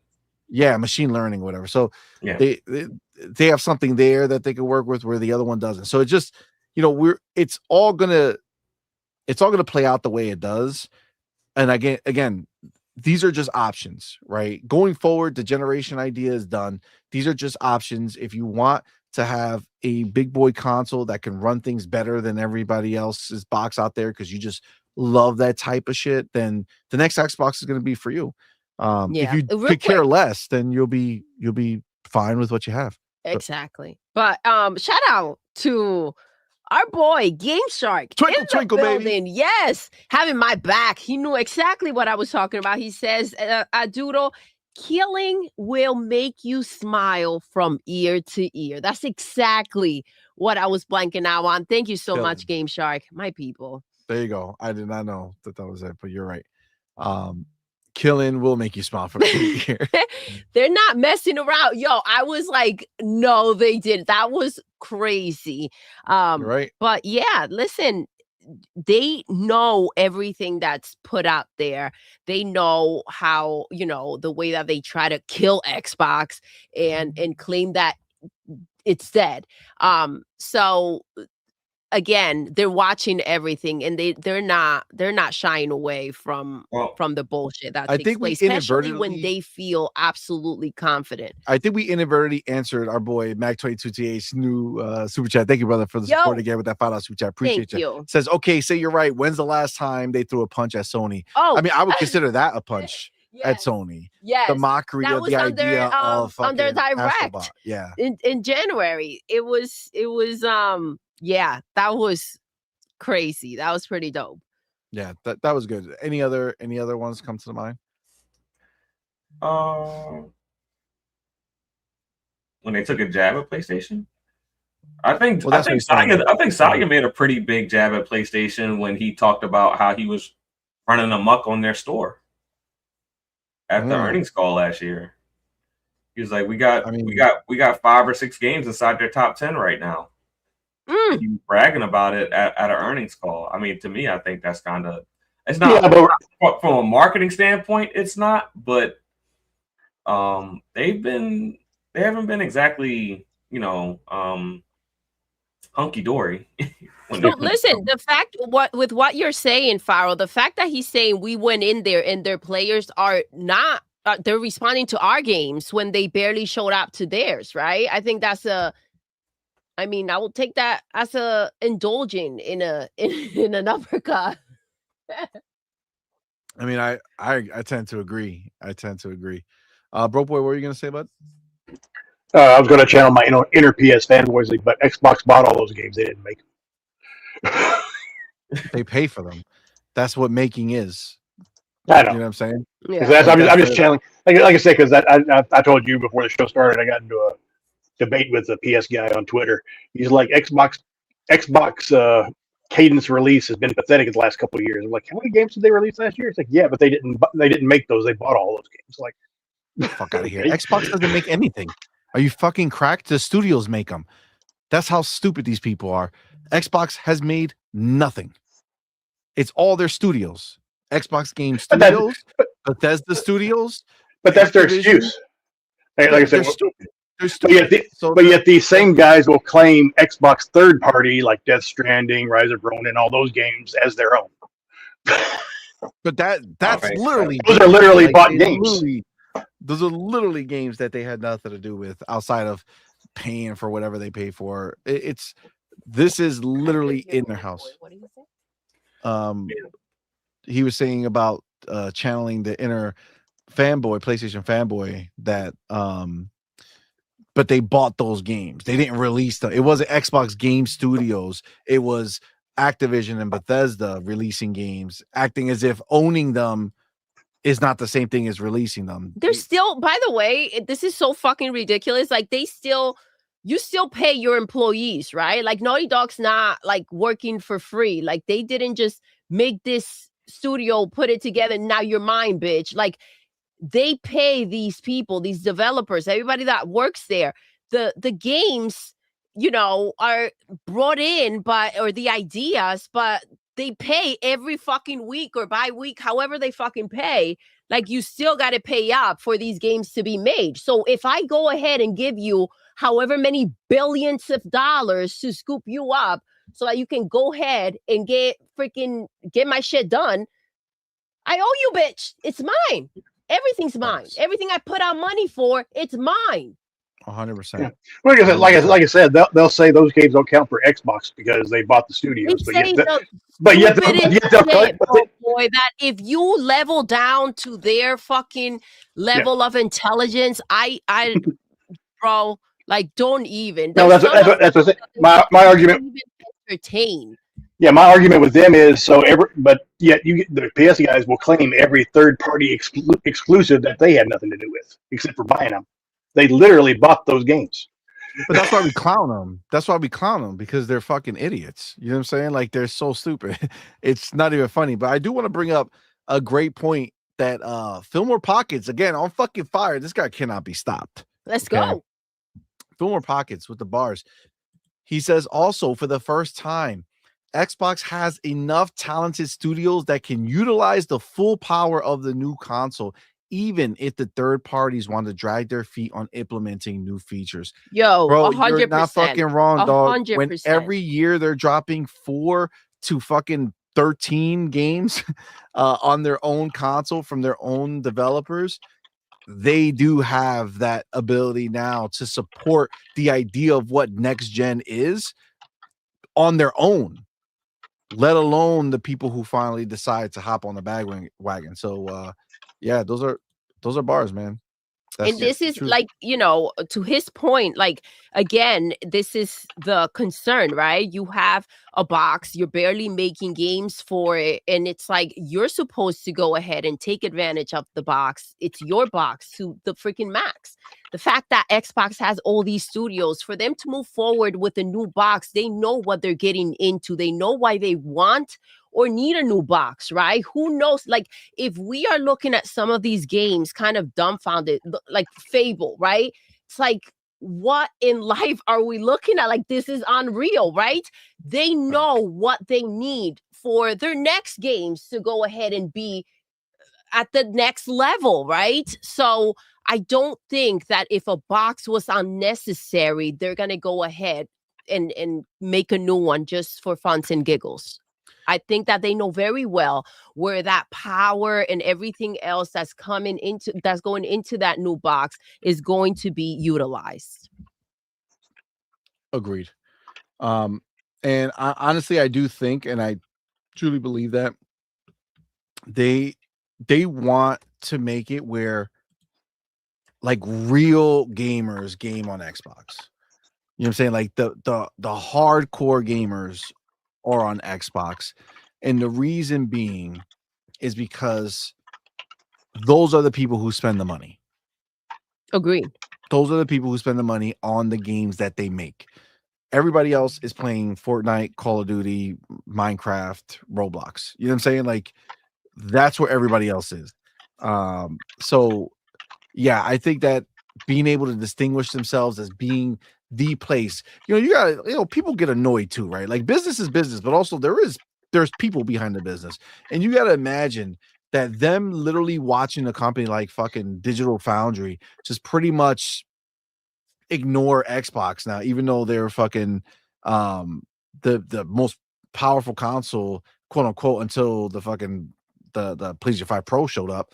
And even then it still doesn't, do much difference, that they just completely write it off. So I think they want to make a statement. They want to have a console that is going to be something that there will be no question or confusion as to what looks the best, what looks amazing in gaming. That is going to be powerful for sure. I agree. I think Xbox is doing Xbox right now. I think they realize that there's nothing they can necessarily do to go. They try playing nice, right? They Fact. Even with the award shows, right? The Keeleys, they used to Hellblade. We saw it there. They used to have certain things show up. They're no longer handing out that money and saying, here, go ahead and show this off, right? So I think the shiftment of power for them by embracing their own power has just changed, where they're not going to go around and keep trying to play nice and sure, here, show this, I'll give you this much. Like, fuck that. You didn't play nice. So now we're just doing our own shit until you got to freaking grovel yourself around and figure out how you can incorporate yourself into what we're doing. And considering what's left of PlayStation, that's exactly how things are going to have to play out, where they're just going to have to bend and figure out how, in order for you to be, and I know, and I have brought it up, I said they're going to, when PlayStation's not there, they're going to lean into the indie games, and that's exactly what they did. And, in order for them to have a lot of what's impressive and relevant in gaming, they're going to go ahead and have to make peace with the fact that Xbox exists. And it's just a matter of time. Yeah. I mean, if they nail these next 4 years, if they truly have a 4-year gap between now and when PlayStation releases a new console or plans to release a new console, if they nail everything just right, PlayStation might look at it and say it's no point in us releasing a new console. Like if they get the cloud thing going and everyone's starting to play games on the TV and whatever device they prefer, and then they have the hardware, and then they have the multiple storefronts and all that, it just might not make sense for PlayStation to release a console, especially the way they're kind of falling apart from the inside. So yeah. I mean, that hashtag no PS6 has been around for a long time, and it really feels like they're not sure. Like they're clearly investing, or at least working with AMD to try to, figure something out, but it's not for them alone, which leads us all, leads me to believe, when I look at it, that when you look at the scene that's laid out in front of us, if they want to make tech that's going to be for everyone, then they themselves are planning to follow suit with the PC idea of it.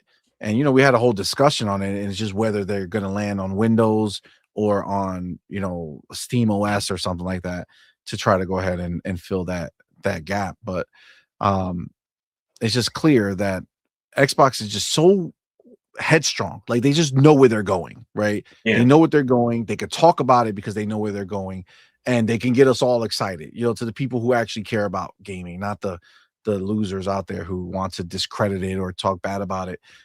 It's nothing but good on the way up. They came out here and said we're no longer going to be losing money on our console sales, right? So, I mean we're talking about a whole different direction. You want to be a part of gaming. You want Game Pass. You want the games from the studios that we've got going on.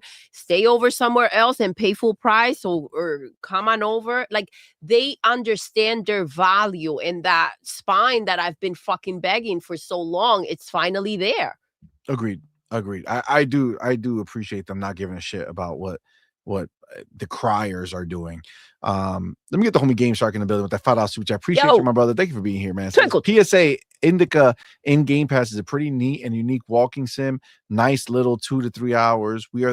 Then he says, we are the innovators and they are the imitators. That's just the fact. Absolutely. We're probably gonna play Indica during the Thursday stream. Nice. So Hey, see, yes, sir. I sent you a message. I'm gonna have to jump off. Oh, okay. Not feeling too well, so I'm gonna jump off so you guys don't see me do something that I probably don't need to do. No. Hey, man, I appreciate you, man. Thank you for coming to rock out, bro. Have a good night, all. All right, bro. Too. Feel better. Bye. Right, thanks. Yes, sir. But yes, this is a huge step forward in gaming that Xbox is about to take. And I'm all here for it. I'm very, very excited that next year is confirmed that the new Xbox from Xbox proper will drop. The question is simple. Are we getting an OEM this year or are they going to hold off? I'm hoping that in June we get the OEM treatment and then they're going to show it to us and then sometime later it'll drop. But if it doesn't, listen, all sites are set for next year regardless, right? So it's a big deal. Very, very excited for it. So it's we have a lot to look forward to for sure. With that being said, we're going to go ahead and move on to the next topic because it's all going hand in hand because the next Xbox, and we didn't really talk about it from here. So I guess in the next topic we'll talk about it. Let me get my chapter, but I am ready to go here. All right.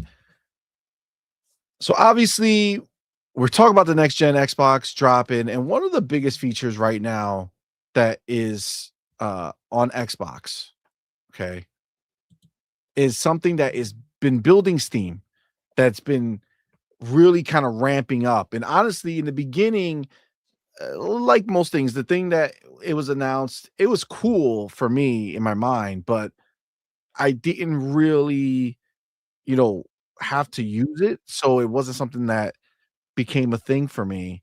And it wasn't until I bought Arc Raiders that I realized how powerful this, movement really is that Xbox has in place. And that, my friends, is Xbox Play Anywhere.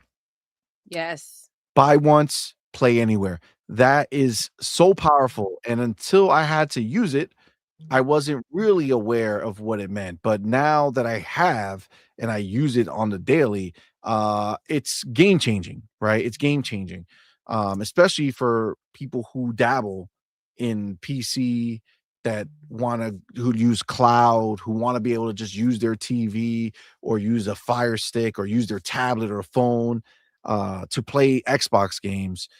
That is essentially it's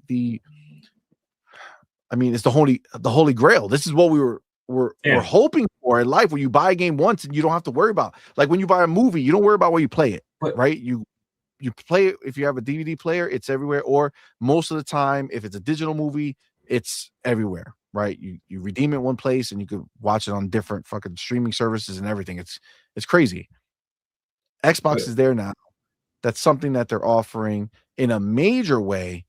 And right now, this is a big one for me. Just like Arc Raiders was such a huge thing for me, Xbox is not slowing down. Xbox is going ahead and grabbing more, and it's right here, guys. Crimson Desert. Woo! Crimson Desert, one of the biggest games of the year. One of my most anticipated games of the year is officially now Xbox Play Anywhere. It wasn't before. It is now Xbox Play Anywhere. Right before launch. That is it, my friends. That means when I get my collector's edition, first of all, I got to look into this because I don't know if I'm getting a physical copy or if it's a digital copy. If it's a physical copy, I'm SOL because I'm gonna have to buy it again because I want digital, obviously. But when I do get it, if I already have the digital copy, I'm golden. If I have to buy it, either way, I'll be golden because I'll have multiple copies right there with that one purchase. I cannot fucking wait. Windows Central has an article that they put up. They're going into some other stuff too that we can talk about, but I want to focus on this first part here. Jez says, I wrote recently how Xbox Play Anywhere has a AAA problem. At least the company continues to chip away at it. The past couple of weeks, users noticed that highly anticipated open world RPG Crimson Desert grabbed an Xbox Play Anywhere tag on its deluxe edition. Many wondered if it was some kind of mistake, but fast forward to today, and it seemingly isn't. Crimson Desert is now officially listed as Xbox Play Anywhere for Xbox Cloud, PC, and Xbox Series X and S on its store page. Crimson Desert is an upcoming adventure game from Pearl Abyss, known for the Black Desert MMORPG series. The game seems vast in scope with aerial flight mechanics, siege weapons, Witcher-like melee, and magic battles, atop a fantasy-soaked medieval plot. The game launches on March 19th, 2026, and Crimson Desert's recent preview video really got people talking. Yes, it 100% did. That I don't know if you guys watched that new preview that they put out, but fucking A, is this game goddamn amazing. I have not seen the new preview. Okay, maybe I'll put it on in the background while we chat about it. But man, Crimson Desert is officially Xbox Play Anywhere. And you know, kind of tying into the new console, right? Like what we like understand, this is a big deal. And really the question starts to come into play of what Play Anywhere is actually going to look like once Xbox is a PC. Is there going to be a difference anymore? Are they going to go ahead and say, well, this game's Xbox Play Anywhere, when in fact the game is just everywhere, right? If they make the game for the new Xbox, is that making the game on PC? Does it just automatically count? Is Xbox Play Anywhere just you now labeling your game capable to like make it a next gen game? You know what I'm saying? I don't know how they're going to go about doing that. Yeah. But frankly, this is a huge game. Like this is a game of dreams for a lot of people. It's huge open world, next gen as fuck. Okay, next gen as fuck. It is taking the swing before Fable comes out. Yeah. Right. This is the first true next gen open world game. Yeah. Now, some may say that Red Dead Redemption 2 might still hold that title if you went ahead and played it on PC. But either way, as far as a game that's released this generation, this is the first big swing. And I could tell you right now, you're looking at it with your own eyes. It's fucking stunning. I will tell you, I had my hands on the controller. I played this game during Summer Games Fest this past June. And my God, it's all real. This is not just cutscene shit. Okay. Yeah. This game looks phenomenal. But the biggest situation here is that this game, remember, they famously told Sony to go fuck themselves. Yes. When Sony tried to make this an exclusive, they came out and said, the fuck we will. We're not taking your deal. You know what deal they did take? Mm-hmm. The Xbox deal. They took the Xbox Play Anywhere deal. Yes. And goddamn, am I so excited that they did. Guys, this is a game changer when you think about some of these titles. Now, I don't want to go too deep into it because, you know, sometimes Jez goes into a different direction. But in his article, he talks a lot about like disappointment with the fact that every game is not Xbox Play Anywhere, right? And like I don't understand I don't know what we the critique. I don't know understand why the we can't critique. celebrate our victories, right? Yeah, like we're can't getting. just enjoy the fact that, oh shoot, this one is great. Oh wait, hold on, this one is, but how come they're not all Xbox Play Anywhere? Why? Like, why can't we just enjoy what we have? Like, if we looked at life in every freaking way, in that same with that same sentiment, what a fucking miserable life to lead. Like, oh, I have this much, but they have that much, or why don't I have that instead? Like, oh my gosh, I hate the bullshit. Be grateful. Yeah. So and 100% agreed, right? So in the article, he goes into the idea of, Xbox having a problem not having all these big, huge games. Okay. So I want to talk about it for a second, because I think to the average person who may read his article, who doesn't have any critical thinking skills or doesn't want to think more into it, understand that if you have a huge game that people are going to show up for, right? Like, there's no confusing Crimson Desert, right? This is a massive game. People are going to come play it regardless. It's just what's going to happen. When you are making that game and you're humongous, like your game is huge, you have Microsoft going to these people saying, hey, I love what you're doing. We're very excited for it. We want you to make it so that if somebody buys it on the Xbox platform, they're only going to pay one time, and they get it on Xbox, they get it on PC, they get cloud access, they get I'm sure they everything. paid a nice chunk of money for that deal. Of course. Chunk. Of course. But the point is that they're asking people to give up sales. Exactly. They're asking people to give up sales on PC. Now, that's the same conundrum that they have with Game Pass. They're asking people to give up sales for their console. And when it comes to Xbox Play Anywhere, they're asking people to give up sales on PC. Yep. Right? And that's just the reality of what it is. That's what you're doing. You're saying, hey, we're not going to have people double dip. Now, how big is the window PC store? Not huge, right? So there is such a thing as like, not that many people are going to buy it on our store. Just fucking release it there so we can do this Xbox Play Anywhere. We'll give you some money. Right. That's a different take well, than what the thing is, talking about. People want Steam version. People are freaking pumped about. So agreed. Farrell, what you're saying?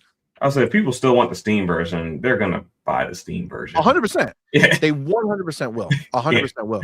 The question is, are those people also people who would buy the Xbox version? Right. They probably are. People that buy the Steam version usually buy it for like it's easier to mod on Steam than it is on the Xbox. Like Xbox still has some ways to go with certain things, aspects of their PC storefront. So I mean, people, it's not stopping anyone from double dipping who are like true PC gamers. If they want to mod and do all that stuff, they're gonna buy they're gonna double dip. Agreed.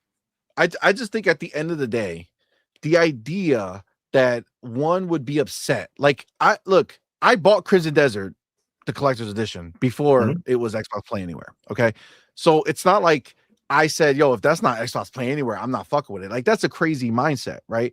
Xbox Play Anywhere is a bonus, right? Every game that comes out and supports Xbox Play Anywhere is a bonus to me. The fact that we have to go ahead and make it about what it doesn't have, like you said, baby, earlier, to make it about what it doesn't have, it's like, damn, bro, like this is why we don't have nice things. Exactly. You know what I'm saying? It's like because the bitching is crazy. The article could have also been about, Xbox is making this Play Anywhere when PlayStation wanted to make a deal, and no one that aside from PlayStation players were gonna have access to it because of that shit. Like, it's crazy. Why don't we highlight the other side of the bullshit that could have taken place? Yeah.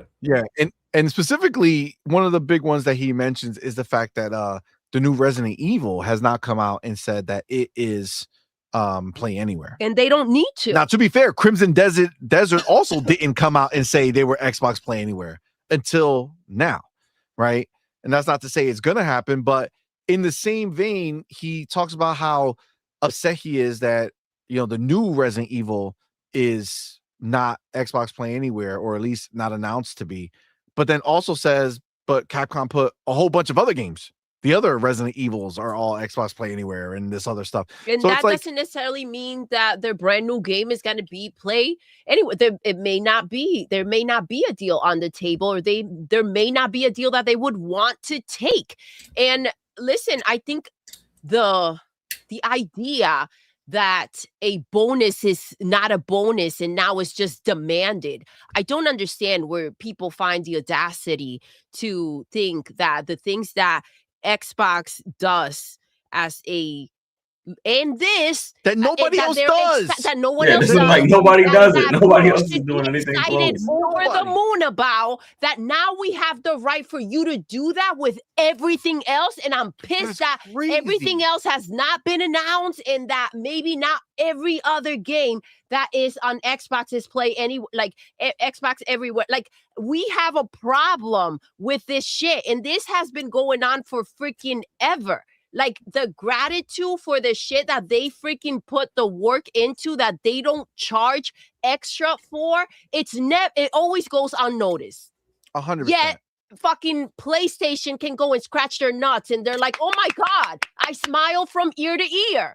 Like, what the fuck are we talking about? It's like this constant, like, fucking, what have you done for me lately? It's nonstop with Xbox. Like, no matter what they're doing, it's never fucking enough for these people. And it's like, fam, like, I don't know what to fucking tell you. It's Like, not they that don't it's own not- all these companies. Like, if motherfuckers don't want to But do it, they're then they don't want to do very well it. aware of that. It's the let's find something to bitch about when something good happens so we can make them look shitty. And listen, whatever. That is exactly what it is. You cannot possibly think that they're going to go ahead and make deals with everyone and spend money everywhere to go ahead and do this shit. And the fact that this was something that was an option for them to do or not, and they did it, and we're going to rip off the benefits of that, that should be fucking celebrated. It should be. And any freaking moron should be able to see that. 100%. So I don't want the excuse of like, oh, I'm not seeing what's happening here. There's no, you could be a blind motherfucker, or you could be, dude, they can tell you this in a different language and point that you don't understand and point to what's happening, and they would understand that that's a fucking W. Facts. Come on, man. I mean, it's just the truth, right? And you know what's funny? The idea that they don't go ahead have become so much smaller that they take anything. Well, they also have somehow chosen to accept the fact that we get a lot of day one games on Game Pass that we never used to get, right? But they don't even talk about Game Pass like that anymore. You know what I'm saying? Like, Game Pass is almost just like a gimme. Like, it's already here. We have it. We expect it, right? And now, but they used to talk shit about Game Pass, the quality of games that used to get and all this other shit. Now they get the best games out in the fucking in that are released. And so now nobody talks about Game Pass like that.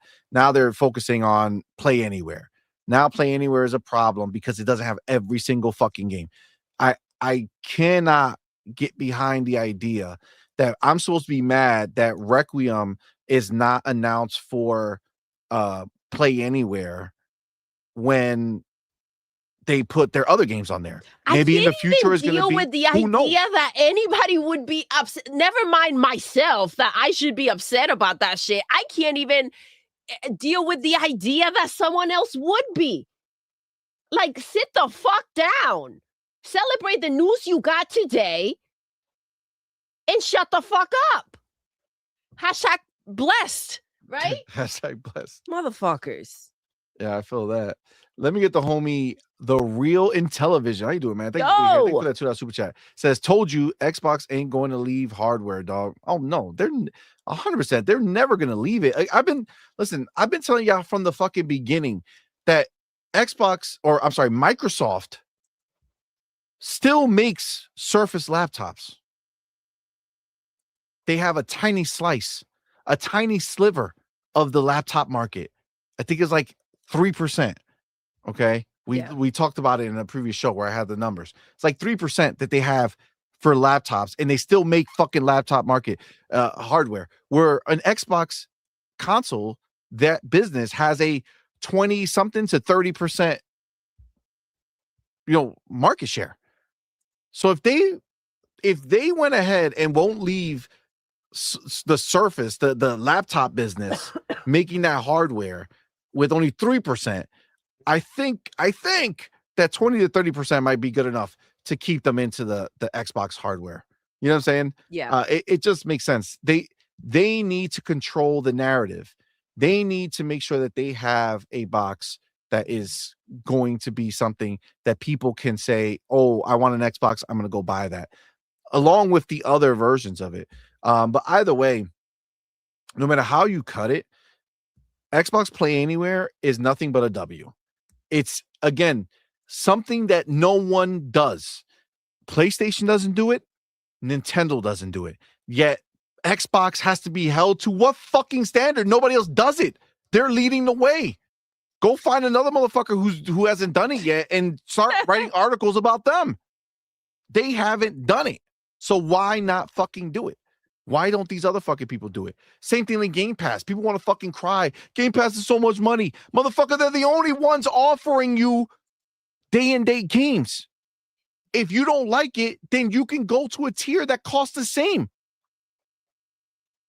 That costs the same and is still better than their tier. That's wild.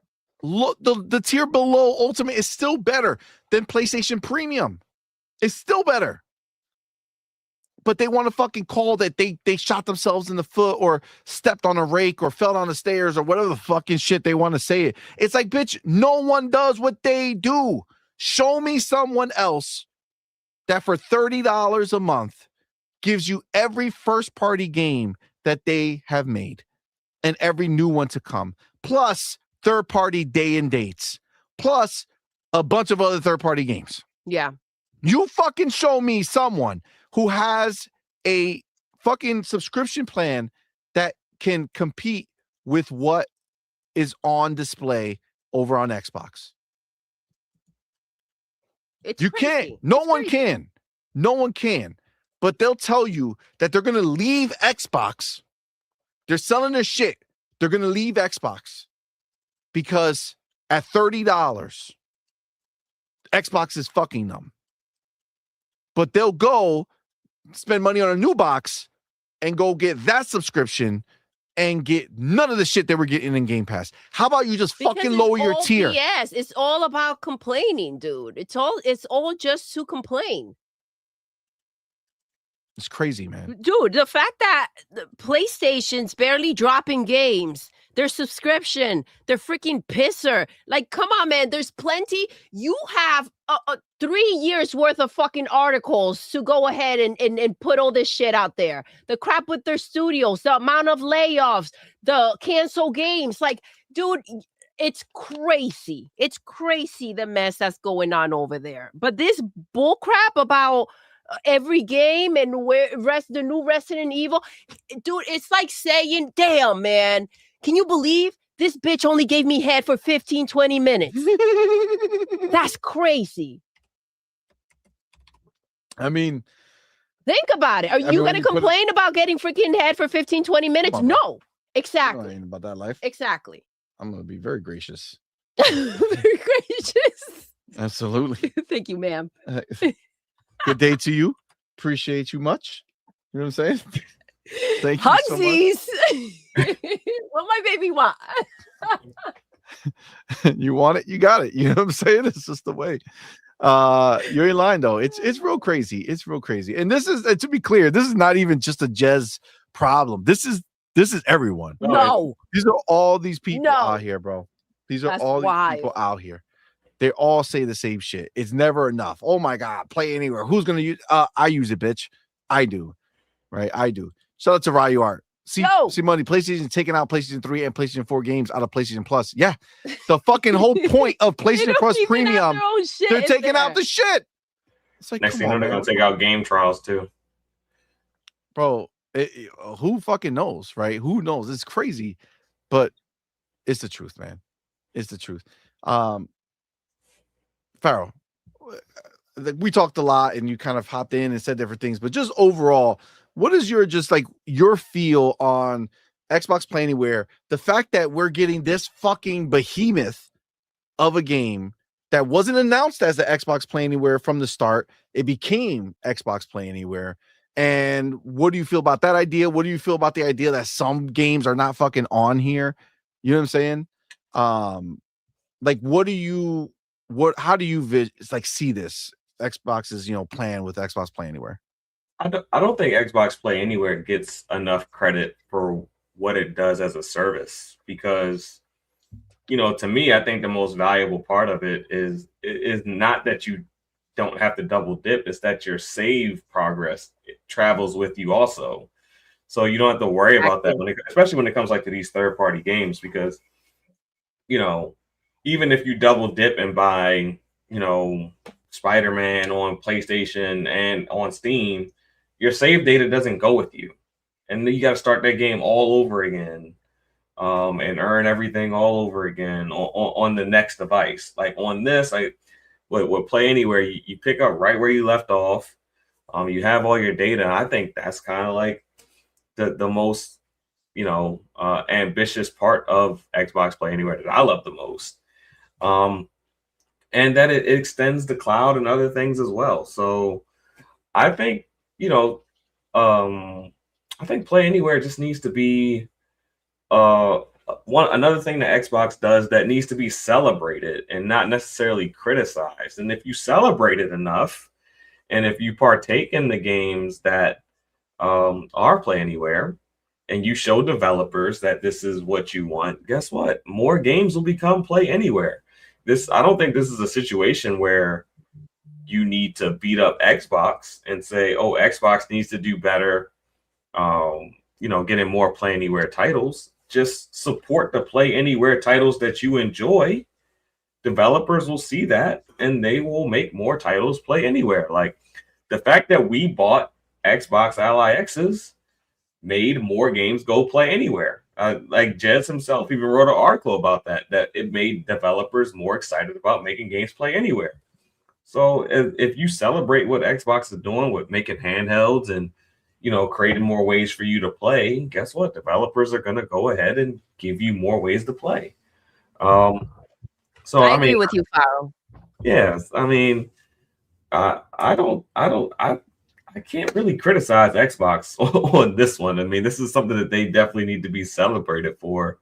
And every time they get a big game, it's not a chance for you to criticize them for the games that they don't have. It's time to celebrate, let people know, like, hey, man, if you really want to play Crimson Desert in more than one spot, you might want to consider getting it on Xbox. Yeah, make it known that the deal was worth making, that the money was worth putting out. If you're going to bitch and complain about them not doing enough, like, think of that demeanor. Like, if you went ahead and every time the particular person did something for you, it's not enough. It's not enough. It's not enough. At some point, they're going to turn around and be like, fuck you, bitch, with your not enough shit, right? Yeah. Now you get nothing. Like at some point, like the fact that they should feel like, oh, look at them excited, enjoying it. The money was worth spending. Our fans are pumped. That's what they should be feeling so that they can continue to want to do nice things. Absolutely. Absolutely. Let me say something. I agree 100% with everything that's being said here tonight because you guys are fucking crushing it. This is a world that just cannot, for the life of them, stop giving Microsoft shit for everything, right? It's just what it is. But let me tell you something. This whole Play Anywhere scenario, I'm gonna walk you through what being able to experience Xbox Play Anywhere looks like. There's a game that just dropped on Game Pass. It's a little game, and I didn't really think anything of it. I didn't even know what the game was, and then I saw it on the store, and I said, you know what? I saw a little trailer. I was like, man, that looks pretty cool. I'm going to check it out. And I went and I played it on the console through the cloud. Okay. So on the console, I streamed it. And that game is called Anno. Anno Mutagen or something like that. It's like a 2D, HD, 3D game. It's crazy. And I actually kind of love it. Okay. Like I just put it on just for the fuck of it. That's why I played it on the cloud and I fell in love with it. Right. So I played it on the cloud. Boom, done. Great. Went to my handheld. Okay. Downloaded it. So on my handheld, remember, this is the PC handheld. Downloaded it. I have my Xbox downloaded there. I go from my console on the cloud. I go over to the handheld. Boom. Turn it on. My save is exactly where I was. Play it. Boom. Another time, I'm on the console on the Xbox. I already have it installed. Played it there. Boom. Immediately. There's no wondering, oh, what's going to happen? No, it's there. Now, you guys know how much I love cloud. Now, I love my handheld. Okay. But it's big, right? It's big. And you can kind of take it with you and do all that stuff for sure. That's definitely possible. Get a case or whatever and hold it. But it's big, it's bulky, and you might not have it anywhere. And I went ahead a while ago. I kickstarted I didn't kickstart, but I supported a Kickstarter for a device called the MCon. Okay. And this is it right here. Okay. You see this? This is the device. You got two.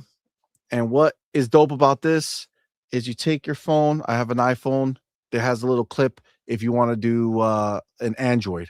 Okay. You take your phone, bam, right? Magnet. Okay. It's on there, right? Now, right from here, you press this little button. And guess what just happened? I have myself a controller. Okay. Built in right here. Little controller. And you know what? It has the stupid PlayStation fucking configuration for sure.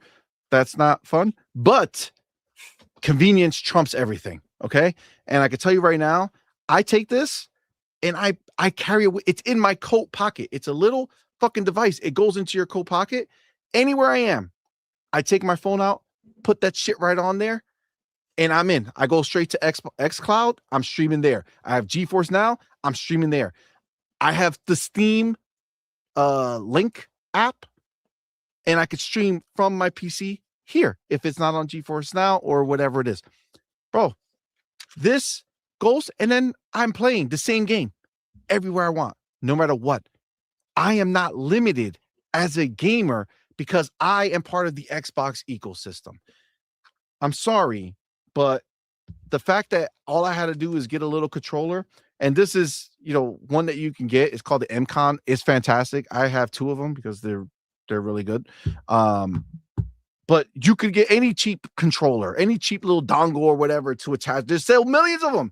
There's so many that you could buy that you could just have on your phone, that you turn your phone, that you keep with you as a device to play your games in peace. And it's all from Xbox Play Anywhere. I'm not signing in to my Xbox at home only. I could do that if I wanted to, but that's not the way. It's all given to me all through the cloud. Everything is just there. It's phenomenal. It's phenomenal. Same thing I've been playing. I've been going back to finish Indiana Jones and the DLC that they came out with. Same thing. On here, I'm playing it. On my handheld, I'm playing it. On my console, I'm playing it. On my fucking on my PC. Like, it's just, bro, the choices are endless. I don't ever have to think.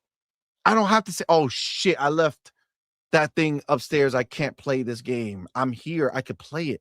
Shit, I could sign into my TV and play it. Come on, man. Like, the hate that Xbox gets when they're literally the only fucking people out here doing something that literally benefits the consumers is insane. It's insane. They're the only ones out here giving a fuck about the consumer and giving us options, yet they're fucking demonized and belittled and fucking ridiculed. When, what the fuck are you talking about? We got Game Pass, we got Xbox Play Anywhere, we got the most first party studios developing games. Like, what are you guys talking about, my dude? Yeah, and don't forget, like, little quality of life things that we get, like the saves just is, it's not a Play Anywhere feature, but it's just an Xbox ecosystem feature. Whereas, if you're a PlayStation gamer, you, like, for instance, when we went from PlayStation 4 to PlayStation 5, you had to either put everything on the external hard drive that was your save, or you had to pay for PlayStation Plus cloud saves and manually have the saves that you wanted downloaded. If you traded in your PlayStation 4 for your PlayStation 5, you forgot to do that, you don't have any of your save data. It's like little things like that Xbox just does not get. Dude, we took a PlayStation out of my son's room because out of our son's room because he doesn't use it, right? Mm-hmm. And we were kind of saying to ourselves, man, we're like, we might just trade it in. But the reason he doesn't use it is because he played a game on the downstairs PlayStation on the big TV, and he can't play it on his upstairs PlayStation because he doesn't have fucking PlayStation Plus. Yeah. So it's basically dead to him. And games that he played on the upstairs PlayStation, he prefers to play on the big TV, but he can't. So he's just annoyed that he's so limited. And it's because he sees what happens on Xbox. And on Xbox, he plays everywhere. He has his handheld. He goes, he fucking plays. He fucking threw it on the Series S that we have in the fucking dining room, fucking sitting there playing. Like, he don't fucking care. Like, he's just playing everywhere, anytime he wants. And this PlayStation world is so fucking basic, my dude. Yes, do they have a handheld that you could spend $200 on and buy that you can now remote play, but also stream from the cloud? Sure. Certain games, sure. But you can only do that with the highest tier. You can't stream. Obviously, the remote play works, but if you want to take advantage of the streaming, you can't stream on the lower tiers. Mm-hmm. Only the higher tier includes streaming. So, like, there's all these fucking bullshit limitations that are put on there. It's insane. It's insane. It's just like the difference. Like, I made a tweet a while ago, and I ended up talking about it on the show. And it's like the future going forward is going to be divided by the gamers in the know and the gamers who are not in the know, or who choose not to be in the know. Yeah. The gamers in the know, this is their way forward. This is it. The people who know better will choose Xbox 10 out of 10 times. The people who know better.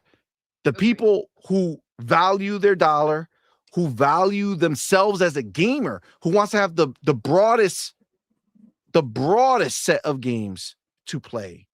And again, I know the ponies want to gallop in here and say, but PlayStation gets all the games. No, bitch. Actually, PC gets every game.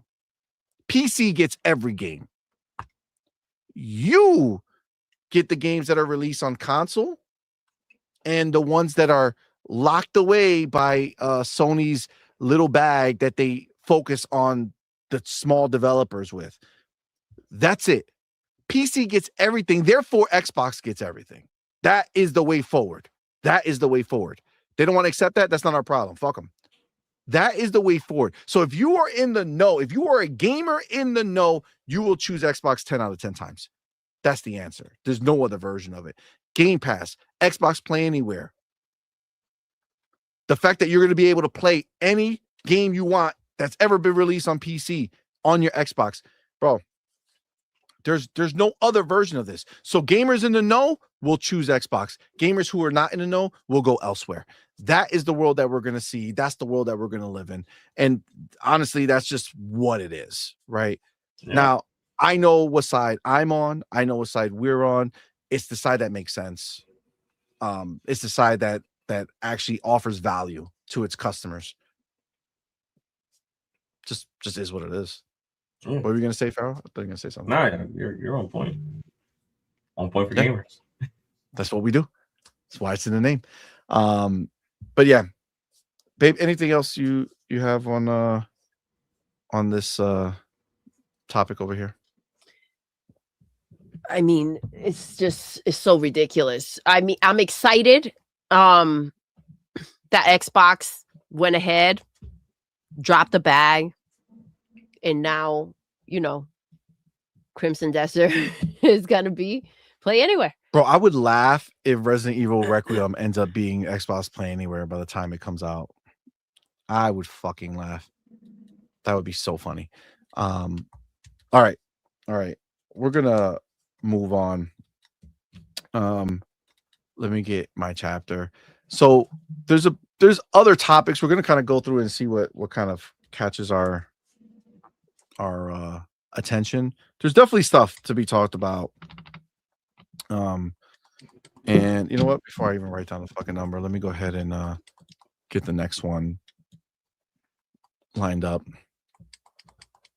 There's so much like random shit out there that's happening that is worth talking about. Hold on, I'm checking now. By the way, Crimson Desert, 2 million wish list. Woo! So when we talk Yeah, about that's pretty cool. excitement, that's excitement, right? That's excitement. That's something that is a big deal for a lot of people. Okay, I know one of the things I wanted to talk about, because again, these people out here talking shit are fucking ridiculous. Let me get the article here. I don't want the article, because I am kind of getting annoyed with like people's takes on things. Like these takes, like they don't write the articles anymore to give the information. They write the article and then put their bullshit nonsense on it. opinion. Like if you're a news outlet, give me You're the supposed to fucking be news neutral, right? and stop talking shit. You know what I'm saying? Like I don't want to fucking use your article if you're gonna just keep talking shit. All right. So here I will use Clobro. I think, because I think he has the strongest version of it. Okay, so let me go here. Let me take my chapter here. Okay. All right, and I'm gonna leave this video up. I feel like it's a nice video to have up, because these other things, I don't think there's anything necessarily to read that's worth looking at. All right, so there was an interview done with Obsidian Entertainment. Okay, now we all know Obsidian as a Xbox studio that last year fucking flexed big time by dropping 3 fucking amazing games. Okay, 3 amazing games. And each one of these games were different, but equally fucking phenomenal. You had Avowed, which was a brand new IP. I know it's based off the world of Pillars of Eternity, but it doesn't use that branding. Avowed is the name of the game. So brand new IP, Avowed. They also went ahead and snuck in Grounded 2, going ahead and dropped that, which is the follow-up to the super successful Grounded 1.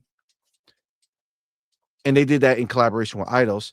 And then there was The Outer Worlds 2, a game that all of us here remember from being announced with the hilarious teaser announcement trailer where they were showing a bunch of scenes saying, "Hero, we're going to show the hero," and all that shit, mocking it because they didn't have a game yet, but they knew they were going to have the game come out at some point. They were going to work on it.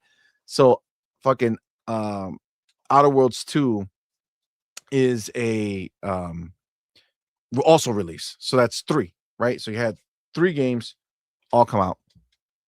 And they had an interview, okay? And there's a lot of people clipping it and going on with this. So Clobro and a few other people took like the major sentiments from it and put it out here. So we'll read through it and then we'll talk. So studios now at about 280 developers. Grounded 2 was considered a big hit. This is the one that people are now trying to grasp onto. The Outer Worlds 2 and Avowed failed to meet sales expectations. And then currently there's no plans for the Outer Worlds 3. Josh Sawyer says that launching 3 games in 2025 wasn't ideal, but rather the result of internal planning issues. Obsidian's plan for the next few years is to work on projects big and small, completely new games and added content for the Outer Worlds 2 and Grounded 2, and space out the releases. Obsidian hopes to keep creating experimental games such as Grounded and Pentiment games in the future, both being successful and profitable. And then Microsoft, in a statement, underlined the importance of the studio. Obsidian develops games that are central to our vision of reaching more players than ever before. Obsidian demonstrates the creative excellence and range that continues to strengthen Xbox's performance. And then there was another quote that was in there that gave credence to the idea that Xbox is expecting a 30% profit margin from its studios. So when the studios make a game, they want to make 30% of what they spent. They want to make that in profit. Okay. Which I love all the non-business people who come out and condemn that, like, Microsoft, you want to make money on the fucking money you're spending? Are you fucking cracked? How dare you? Go fuck yourself. But it's in there, but Jason Schreier added that one quote. This was a Bloomberg interview, so it's Jason Schreier. He adds one quote from Urquhart that didn't make the article that might help illustrate the veracity of Microsoft's denial. It says, well, yes, a game does need to make 30%, but I don't actually think that's ridiculous. If I'm investing something in 5 years, even at 30%, that's not a ridiculous return from a 5-year investment. Okay. So the studio knows that that's not a problem, but the people outside want to treat it as though it is. But again, this is a pretty long thing, and I don't know how some computers give me access and some don't. Like when I was setting this up, the computer I was setting this all up for, when I clicked on it, I was able to go into the article and read it, but this time I'm not able to go into the article and read it or do anything like that. So because of that, I'm not going to obviously talk about. Whoa, hold on. Did that shit just unlock for me? Word? Okay. It seems like it did unlock for me. It literally it just wasn't working before, but now it does. Okay. Well, it's a pretty lengthy article. But I'll read some of it because I think the context is important. I'll even share it since we got access. We might as well look at it. Takeaways says Obsidian Entertainment's head Fergus Urquhart meets with his management team weekly to discuss the studio's future, including recent games that failed to meet sales forecasts set by parent company Microsoft Corp. Urquhart says that company is trying to navigate a shaky games market and turmoil in Microsoft's Xbox game division, which has been buckling under pressure from ambitious profitability goals. And again, you notice that there's no quotes on here, right? This is just him surmising it and talking about it because he then uses quotes later, right? So those are words that he's adding to make things sound worse for his angle that he wants to take, to make it more dramatic. I think when they do things like this, the problem with that is that if you're saying something and you don't have a quote that backs it, and it loses credibility because you're kind of framing the situation in the way you want it to seem rather than what it actually is. Agreed. So you can see here that it says Obsidian plans to work on projects big and small, space out releases, and reuse technology to shorten development times, with Urquhart saying we don't need to change everything every time and aiming to cut down development timelines to 3 or 4 years per title. I will say that Obsidian nailed that when they went from Avowed to the Outer Worlds. right? There was a lot of shared technology there. Yes. They were still able to make an upgrade, but Avowed was so stunningly beautiful that the fact that Outer Worlds was just set in a different place, but it was equally as beautiful, even to some scenarios, I felt even more good looking. A better looking game in some respects. They're still making that work, right? Yeah. But again, people are trying to doom and gloom it. I saw some people try to say that Xbox is killing the studio. Okay. It's like, fam, Xbox let them make their games. Like, the fuck are you talking about? And Obsidian plans to work on projects big and small. How can they do that if Xbox has killed them or murdered them? No. Listen, there is not the such a case. thing as looking into, how things panned out and going ahead. It's called management, right? So there shouldn't be a problem with the fact that maybe some changes are being made based on the fact that 30% didn't come in for 2 out of the 3 games, right? Amazing games, by the way. Avowed, it's just freaking phenomenal. But yeah, it sucks that it didn't reach what they wanted it to. And let's not forget, when is it going to PlayStation? They're going to Outer Worlds launched on PlayStation. No, I'm sorry. I'm Avowed talking is going about to PlayStation sometime soon. yeah. the next So 6 we'll see what weeks that or whatever. adds on to it. We don't know. They don't specifically say what it actually made, or they just didn't hit the target. So they do have. So we have more quotes they here, have more of right? a breakdown. Yeah. Okay. So he said, Urquhart says they're not disasters. Exactly. There you go. I'm not going to say this was a kick in the teeth. It was more like, oh, that sucks. What are we learning? Right. So, like, that's the thing, right? What are we learning? You got to figure it out, right? You want to go ahead and fucking make things better, then you got to learn from them. Look, there's nothing that you were going to do for these games that could have changed their scenario. They're again, Avowed is, and I want to be clear, it's Avowed, the branding is a new IP. Avowed. It's based off the world of Pillars of Eternity, but there was no Avowed before. This is Avowed 1. Okay. They are going to continue to make games in the Avowed world. I know it's Pillars of Eternity based, but most people don't know what that is. And as a game, it's Avowed, right? Yes. So, but nobody knew that shit, right? And yeah, does it look like a great game? Sure. And again, you got to understand, Game Pass plays a part in this, right? The people who are most prone to want to play an Xbox branded game are Xbox players. Mm-hmm. And Xbox players are on Xbox consoles that have Game Pass available to them. So yes, a lot of people are going to go ahead and fucking play the shit on Game Pass. Most of us did here, right? So like, you got to understand, this is not like when a game launches on PlayStation and the only time anybody gets their hand on it is if they bought it, right?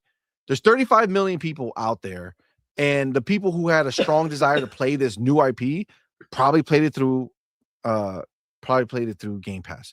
Again, hasn't been out on other consoles yet, so as that happens, they'll gain more, of course. But at the end of the day, it's a brand new IP.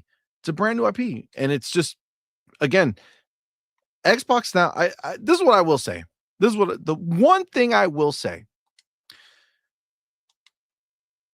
Xbox having so many games that are releasing in the course of the year, I will say, does present itself a possible issue with the fact that there's no, focus on a title. Yes, There's like no that one moment of long just, here, focus. this is what's happening right now. It's not like, hey, everybody, look at September, because that's the one game we're dropping, or 2 games we're dropping. That's the one place that PlayStation has that. Now, the problem is people don't show up for it, even though but Ghost of Yote has sold over time. yes, right? but we're It's talking not immediately, but it's you're still being staying sold. in this month, right? We're not talking about this is the game coming out this year. So there's a difference there. It is But a I difference. think the the goal of the route that they're taking is Game Pass, right? So that's the issue. Yeah, but that's where the balance has to You come need in, to right? be able to continue feeding the beast, Well, right? So you have to at some point kind of pick and choose. Agreed. Yeah. What happened, bro? I was gonna say with the strategy that they have, it's impossible to release all those games in the short span of it. Like if we talk about Avowed, not Avowed, but Outer Worlds Outer Worlds. 2, Keeper, Ninja Gaiden, and Call of Duty all releasing in weeks of each other. Pretty much every week you had a game. So it's impossible to, really maximize your sales as far as marketing it to just strictly us, the Xbox gamer. Like these games at this point, if you're going to release like that, they literally have to be everywhere if you're going to like really maximize your sales. Because I mean, like how many people are buying 4 games in 1 month or even have time to play all 4 in 1 month? I mean, not many. That's the reality. I mean, shit, the struggle we had fucking reviewing them. You know what I'm saying? Yeah. Like it's like every fucking week there was another, like there was games that were due before, games that were releasing later. Like there was a whole kind of like crazy situation. Like it's a lot to play all those games in a short amount of time, and shit, like you're not even going different pay weeks for a lot of people. You know what I'm saying? Like pay periods, like you're releasing multiple games in one pay period. That shit ain't gonna work. You're like that's why this is targeted to Game Pass. I think the thing is that what happens with Game Pass, is this something that could potentially go to other places for a higher price? Like that's the thing. Well, the thing, the shit that's happening is that Xbox came out and said that they know they released too many games on top of each other. So they said that they're going to try to spread them out more, right? Which is cool. But then you start this year and you look and see that, they have one in probably springtime, either March or April. And then you have May, which is the first, big one, which is Forza, right? So like now we're 5 months in. Exactly. You know what I'm saying? Like now we're 5 months in with a big release. Again, Kiln's coming out. I'm not downplaying Kiln. It's gonna be a fun, game. We're definitely looking forward to trying it out. Excited to try it out with the kids and stuff. Like I'm like not downplaying that. They're releasing a game from a first party studio in March or April. So you're going 3 or 4 months, but even then, right? Like Avowed was in February, right? That made me feel like, okay, boom, we're gonna have this huge cadence. Whereas now, what it feels like the fucking year that Hellblade launched, where you're waiting until May to get the first big one, and then June is fucking June Showcase. So then from June to December, is that what they're gonna Halo, Gears, squeeze everything in there? That's the problem, dude. You have Halo, Gears, Fable, Call of Duty, right? And then what else are they gonna drop? Yeah, now that we're able to look back, and kind of like retrospectively and kind of see where everything is up until May, it's like you couldn't have moved like Ninja Gaiden to like this month. Ninja Gaiden 4 could have released this month. Facts. And Outer Worlds could have had its own month. Spread them out better. Because I feel like we're on, obviously we're not, but it's like when it comes to their games, waiting till spring, it's like it would have, Faro, you brought up Ninja Gaiden 4. It's like, okay, that would have been nice to get in February or, late January. Like, yeah, because you got Ninja Gaiden Black 2 in late January, February. You could have got Ninja Gaiden 4, right there. Same time. I mean, it's true. Obviously, you gotta remember that Ninja Gaiden 4 was Xbox publishing deal, but like the studio, like shit like that, they want to recoup that cost. It was dumb, yes, but I could see where they made the decision, like, now we got to get this out this year. But honestly, you're right. Like 100%, they should have pushed shit back, even though in the moment we would have been like, oh fuck. It's like I think we said that assuming that this year we were going to get a similar output, Yes. Yeah. right? A similar output. And frankly, like, I don't know, as much as, I'm thinking that they're going to be, frankly, I don't know if they're going to do much else outside of the games we know about. Yeah. I think Halo, There's gonna be Gears, like one or Forza, two more surprises, Fable but yeah. are the main events, and then obviously Call of Duty showing up for sure. So I think those 5 games are your main events for this year, which is, again, we were spoiled with getting so many last year, but theoretically, if you boil it down, we also had very similar, right? Like there was 4 or 5 like main events, and then there was just a lot of other stuff that got Yeah. dropped. But I think if they're going to play it the way they claim to be playing it, which is they're going to space things out a little bit more to give things more time. Well, you have from June showcase to December is 6 months. You got 5 games. Yeah. So I always feel like February is a great month to release a game because nobody Agreed. releases one in February. Avowed was fucking phenomenal in February. But that was because of a delay. That's what I'm saying. Like, people in general don't release a big game in February. I feel like it's a great window. When did South of Midnight come out? April. It came out in April. So we had Avowed in February, and then April we had South of Midnight. Yep. And I think Minecraft Legends also dropped that month too. Yeah. I think Minecraft Legends was May. It was the next month. Yeah.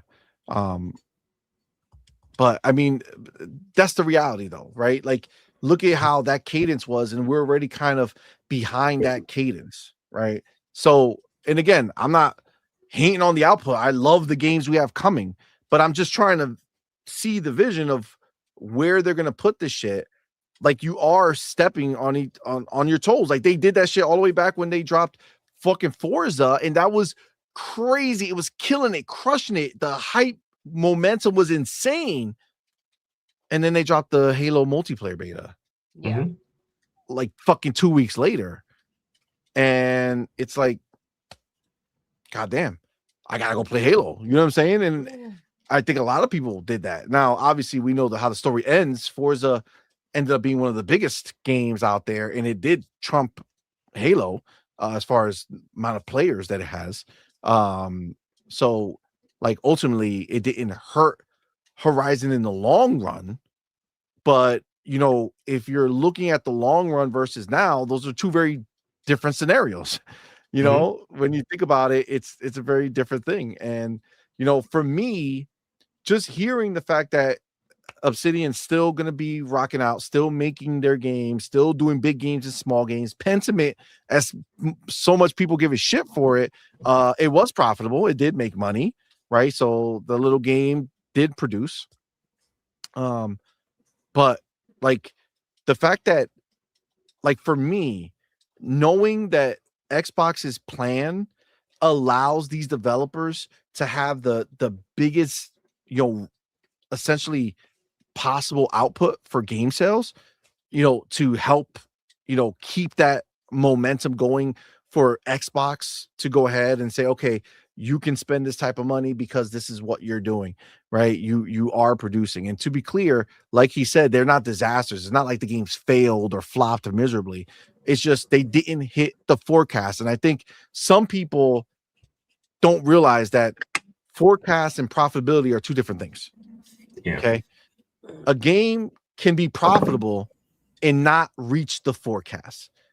Okay. If they thought your game was going to profit 100 million and you profited 30 million, you did not meet the forecast. Okay. That's just what it is. So there's nothing that says these games failed, although everybody in their mother is running an article on their website saying that it failed. It failed. They want to use the failed word as opposed to just it didn't hit it. It's right here. It says 2 of them failed to meet sales forecasts. Yeah. Yeah, technically, sure, that's the reality. But you say that to make it sound like there's some dire situation when in reality, there's not. And again, this is supplemented by how many people got Game Pass because of these games. How many people stayed on Game Pass because these games dropped, right? Those are all the other parts Those of are this. things to take into account. And that's the thing where, yes, you do have to keep things busy. And I believe our boy Ryuar put a list in our Discord coming soon to Xbox Game Pass, and he's got Oh yeah, we got it. I got a can list there. I can Thank pop it you. up. It's out. Thank you, for fam. sure. But yeah, like you have to keep that consistency there. Um and again, breathing room for players to go ahead and play what they need to play. Sometimes people just with time pick and choose, right? Time is everything. It's valuable, and you there are things to do other than just play. You have to go to work. You got things to do in life. Agreed. You know, the other side to this too, and I know I brought up the article and then we kind of stopped reading it because fuck these people. Not Obsidian, but like these article people. Was it Bloomberg or whatever? But one of the other things with that 30% joint, like what are people's beef with a company trying to make money? Like, how is that a problem? If they are telling their people, hey, you're going to make this game, your budget needs to be in the realm of a budget that allows us to hit the numbers we want to hit. That's called managing. That's called structure, right? You do have to have a goal. And everyone needs to be on the same page as to what the expectation is and what they're hoping to have happen. Obviously, they can't predict the future. They don't know how things are going to end up playing out, right? Obviously, but they can say the goal is to go ahead and get this much or a 30% profit. It's not crazy to go ahead and want to have that from the games that you put out there. But yeah, this all comes and kicks in, and I saw our boy Ryuar say, they wanted management and now they changed their mind. They don't want they don't want any management going ahead and taking place. The criticism doesn't end when things seem to be done that they were criticizing. Now the things that they end up doing are all that they wanted or fought for or were verbal about. Then when they end up doing it and you see what's taking place and it is co-management, right? Then they're upset about the fact that they're too hands-on. For some reason, there's this idea that, Microsoft and Xbox should just be doing everything and they don't need to make money because they have money. Sorry to tell you, the reason why they can do the things that they do is because they have money, but money also runs out. And if you're crazy with your money and there's no structure there, then you end up in the situation in which, PlayStation seems to be in. If you're reckless and you're just chasing one thing, like there has to be rules, right? Money needs to come in order for money to go out. I mean, So the more you have, the more you charity. spend. It's not a charity. Yeah. And it's a business. They need to make money. And people also have to understand that, like, the whole 30% goal is different for them than a lot of other companies because they have their own store where they make 100% profit and they're releasing on every other store. Like, if you look at another big third-party publisher, they don't have their own store where they make 100% profit. They make 70% everywhere. So I mean, the way that they look at their numbers is a little bit different than a lot of other game publishers are going to look at the type of profit that they expect to make. I also think that if we're going to complain about what we're not getting, we shouldn't be complaining about what's expected from these studios, right? If you want them to, go ahead and keep locking in deals, right? You should be just fine with them expecting a 30% profit from these studios. If you want them to continue to throw games into Game Pass, if you want the price of Game Pass to not go up, it is necessary that they have certain expectations for the games that they put out. Yeah. Agreed. Now, also, just like for Obsidian directly, when you think about Avowed and Outer Worlds and Grounded, single player, multiplayer. Yes. Right? it does. It's not too far fetched to say that the game that was a multiplayer success for part 1, and they took part 2 and basically made everything way better, still kept that multiplayer component, is more successful, right? I mean, it just makes sense. But this, I'm gonna read this part here, as there is some good insight here. So it says, since it was acquired in 2018, Obsidian has been prolific, releasing a half dozen titles, including last year's Trio, the trippy fantasy role-playing game Avowed, survival game Grounded 2, and dystopian sci-fi RPG, The Outer Worlds 2. Some other studios within Microsoft haven't released a single game in that period. Okay, but that's not the only studio they have, unlike fucking PlayStation, where Naughty Dog's done nothing but release fucking remasters. While Grounded 2 was a big hit, the disappointing results from the other two have led Obsidian to, quote, think a lot about how much we put into the games, how much we spend on them, how long they take. This is actually very, very good information here. Because remember, you got to understand, like, these are all games that were built at a different time. These were all pre ABK deals. Okay.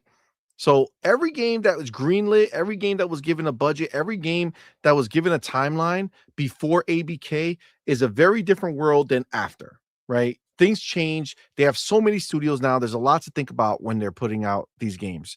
So, excuse me. They say both Avowed and The Outer Worlds 2 were in development for more than 6 years.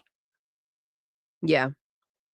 That's a lot of fucking time. Yeah, it was kind of overdue so that they can move on, you know? Facts. Inflating their production costs and the company's financial expectations. So again, like, to be clear, this is, and look, no one is immune to this criticism. You know, Microsoft is the person handing the money, right? They're paying the bills. If they tell you, okay, you want to make this game, you told me the game was going to be made in a certain amount of time, and now it's not. Now, I'm all for you taking more time if needed, but understand, more time is more money. More money means we expect more. This is like absolutely simple ideas, but, right? What was that last line you just read? I don't feel like I heard it fully. Both Avowed and The Outer Worlds 2 were in development for more than 6 years, inflating their production costs and the company's financial expectations. Okay, so obviously, right? Obviously, you can't have one thing without the other, though. Are we being crazy here? Yeah. It took more time. It took more resources, more money. Therefore, it needs to bring in more money because more money was put out, more time was put out. And so this is... yes, and that's probably a big reason why, you know, whether they feel like they wouldn't do this moving forward. These were projects that have been taking you know, plenty of time and that have been going on for a while, and therefore they felt that it was necessary to go ahead and put them out. Avowed was freaking the sweet spot, phenomenal in February. Grounded was so much freaking fun, and Outer Worlds was great too. It was your game of the year. Game of the year. Yeah, it eked out Avowed though. Like, think about it. It didn't for me, Obsidian but was the yes, game of the years. For you it did. I mean, that's crazy. Agreed. I see Bounty in the building. What's up, fam? Bounty was good. All right. So this is actually a fantastic fucking piece of news that we just got out of here. Of course, this doesn't matter. This doesn't get the headlines, is the other thing. One of Urquhart's missions is to cut down development timelines to 3 or 4 years per title. That is phenomenal. Absolutely. Because that means you got more games coming out on a consistent basis from your studio. All right. That is a fantastic idea. And frankly, something that I hope they all fucking do. Well, we were just talking about AI and how that should probably, you know, as they get comfortable with it, cut back some of the time. And, you know, we can see a quicker turnaround where, you know, sometimes we hear about a game and we're like, oh, shoot, yeah, that's still being made. It's been so freaking long since we last heard about it or last saw it, or, you know, or it's just years in and you haven't gotten anything from a certain studio. I think, it when you have games that have been in production for years and then, it's not going to work out, that loss should be a lot, less if we find a way to go ahead and get these games done quicker and more efficiently. Well, think about this, and I think you nailed it, but fucking the homie Dark Angelic Yo, coming with the bars. what's good? Probably why Microsoft tried to sell Outer Worlds 2 for $80. Yes. Now it makes sense, right? They were trying to recoup more for this particular game, and then obviously shit didn't go the way they were thinking, and they walked it back and kept it at the other price.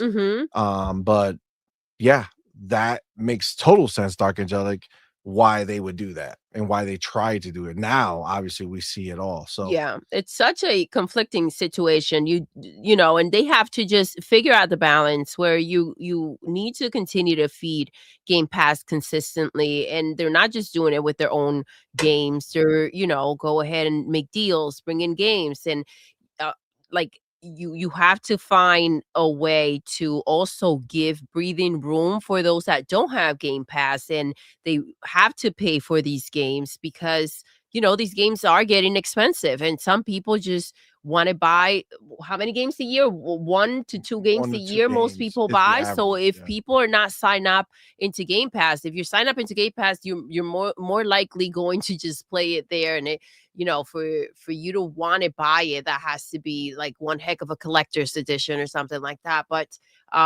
when it comes to the players that buy 1 to 2 games a year, I mean, that's the problem when you have such a big outpour of games. So at least you got to let them breathe in between, so that you can go ahead and get attention. Like right now, I feel like these three months, these first 3 months are, what are you guys doing?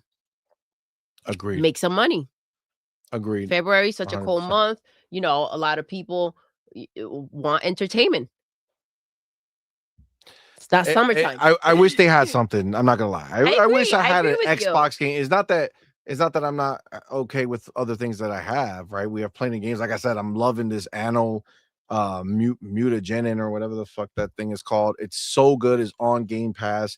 I've been rocking it on my fucking phone device. It's phenomenal. You know what I'm saying? Like it's so good. So listen, the lulls in first party gives me time to catch up with the other shit that I missed or that's coming out, right? So like at the end of the day, I mean, look at Space Marine 2. It's all part of Game it. Pass. And yeah. It's I was the one who had to go ahead and say, what are you going to stop playing to go ahead and play for a game that you're paying for that's not in Game Pass, right? And that's what held you off from buying it. You've been playing games since since it dropped, right? And now it's in Game Pass, and you're playing it in your Game Pass. So it's very true. Very, very true. So if we read this is that line that we kind of heard earlier, but Obsidian's games get respectable reviews from critics and sometimes win awards, helping to sell Xbox hardware, and they're offered on Xbox Game Pass, the company's Netflix-like subscription service. Quote, Obsidian develops games that are central to our vision of reaching more players than ever before. Mary McGuani, a general manager at Xbox Game Studios, wrote in an emailed statement, adding that the developer demonstrates the creative excellence and range that continues to strengthen Xbox's portfolio. Listen, this is the reality of what it is. And honestly, I think over time, everything's going to find its groove with them, right? Now that games are being released, they're going to look at them and they're going to see where they actually fall. And it's not that Obsidian is not capable of making a hit game that sells a shit ton, because look at Grounded. But I think they're going to look at these things and be like, okay, this is what we can expect realistically. So this is what we're going to spend, right? And again, when you have a talented studio, they actually can go ahead and make things better for the budget. You know what I'm saying? Yeah. Like the restraint of the budget allows them to flourish. Look at Ninja Theory. Fucking small budget, small team, still one of the best looking games that I've ever released on a console is made by that small team, Ninja Theory. Yeah. Right. So it's huge. It's huge. I'm trying to see. I agree. Other... This is the problem with this interview or whatever they had going on over here. It's oversharing. And I think, Xbox needs to kind of, learn to to stop oversharing. When you hear what he's saying about the studio and how he's praising and how their work is necessary, like it's needed, and he's saying all these nice things and essentially reassuring everything, and the spin on this is how their games didn't sell, right? And how, yes, it didn't meet but I don't what they were expecting, but I don't think that was going to be the highlight of the article, right? So I think it was going to be something where they felt like, oh yeah, well, I can just tell you, yes, Grounded met the expectations. They clearly said that it wasn't like some atrocious situation. Yep. But it just didn't get to exactly where they wanted it to. That's oversharing. Because if you're sitting there, you're giving them ammunition to go ahead and do exactly what's happening here. There was nothing wrong with what they said. There's nothing in danger. There's nothing demanding about thinking that 30% is some crazy shit when it comes to, what they've invested into these games. So it's all pretty like normal, and it's being made out into some situation that I'm not hearing here when I'm choosing to stop paying attention to the opinion of who's writing this and actually hearing what was really said. Agreed. We do get a nice tidbit about Avowed here. It says during the negotiations with Microsoft, Obsidian's executives assembled a slideshow presentation for the concept that would become Avowed, pitched as an ambitious cross between mega hits The Elder Scrolls Skyrim and Destiny that would allow players to battle monsters together in a massive fantasy world. Oh, Jesus. what? It was an impressive, if unlikely, proposition. Quote, my thought when I first saw it was, I don't think there's a team on the planet that can execute on this, says Josh Sawyer, Obsidian studio design director. 2 years later, Obsidian stripped out the multiplayer feature, and a year after that, it assigned a new director to the project. By the time Avowed came out, it had been in the works for nearly 7 years. And it's crazy because, it's telling of the times, right? Because this is all when like the multiplayer aspect of games was becoming such a big deal because people felt like they had to make a live service game no matter what. And all these fucking studios that were making single player games fucking like started trying to figure out how to make multiplayer games that people could want to buy them. You know what I'm saying? And people can give them money, right? So they did the same thing to Microsoft. And then ultimately it all changed, right? So when they got bought in 2018, Avowed was still like what's coming out, like it was being worked on. They were trying to make it happen, and they completely changed. So I guess that's where we had heard the reports about the turmoil back in the day, right? You guys all remember people were saying that there was turmoil happening. Yeah, it's because they fucking changed it up and took out the multiplayer, right? So, so I like reading the quotes. I don't like too much of when they say a lot of different crap. So the Outer Worlds ended up selling 5 million copies. So that's where they went to work on a sequel in 2019. And then he says hampered by the pandemic and technological challenges, the second game took longer than expected. And then quote, I don't think anybody really likes 5, 6, 7 year dev cycles, says Brandon Adler, director of The Outer Worlds 2. We've kind of grown into that. So he's like, it wasn't intentional, but they had to Yeah. do what they had to do. They had to make the game. And then Grounded 2 came together the quickest, despite popularity of the original, which the studio released during the pandemic gaming boom of 2020. Obsidian hadn't planned on greenlighting its sequel until they got a pitch in early 2023 from Eidos Interactive, Okay. a studio in Montreal that was looking for outsourcing work. That the three Good thing games, they did. yeah. So like that's awesome because they fucking crushed it. Like Eidos, low key, they're a fucking great studio too, man. Like there's just certain studios that I wish Xbox would just buy. You know what I'm saying? Yeah. And not because they have to, but because it'll just be cool to just have them because of the quality of studio they are. And I feel like a studio like Eidos can, like, it's similar to Obsidian, right? Obsidian was like a whore for a long time. They making fucking South Park, Star Wars, they had to take anything that would come because that's how they Oh my they god. stood afloat. Okay. The phrasing. I'm just saying. Not getting any better. They had to, right? Yeah. So now Obsidian's free because they got bought. They got a sugar daddy. Yeah. They don't need to hit the corners. They don't need. You know what I'm saying? Okay. All right. They're not in the back alleys no more. No. All right. They're not wearing fucking, kneecaps or whatever the fuck. Like what are oh, those things called? knee Knee pads. Yep. They're not wearing knee pads anymore. You know what I'm Yep. saying? They're out here living their best life, right? Acting like that shit never happened.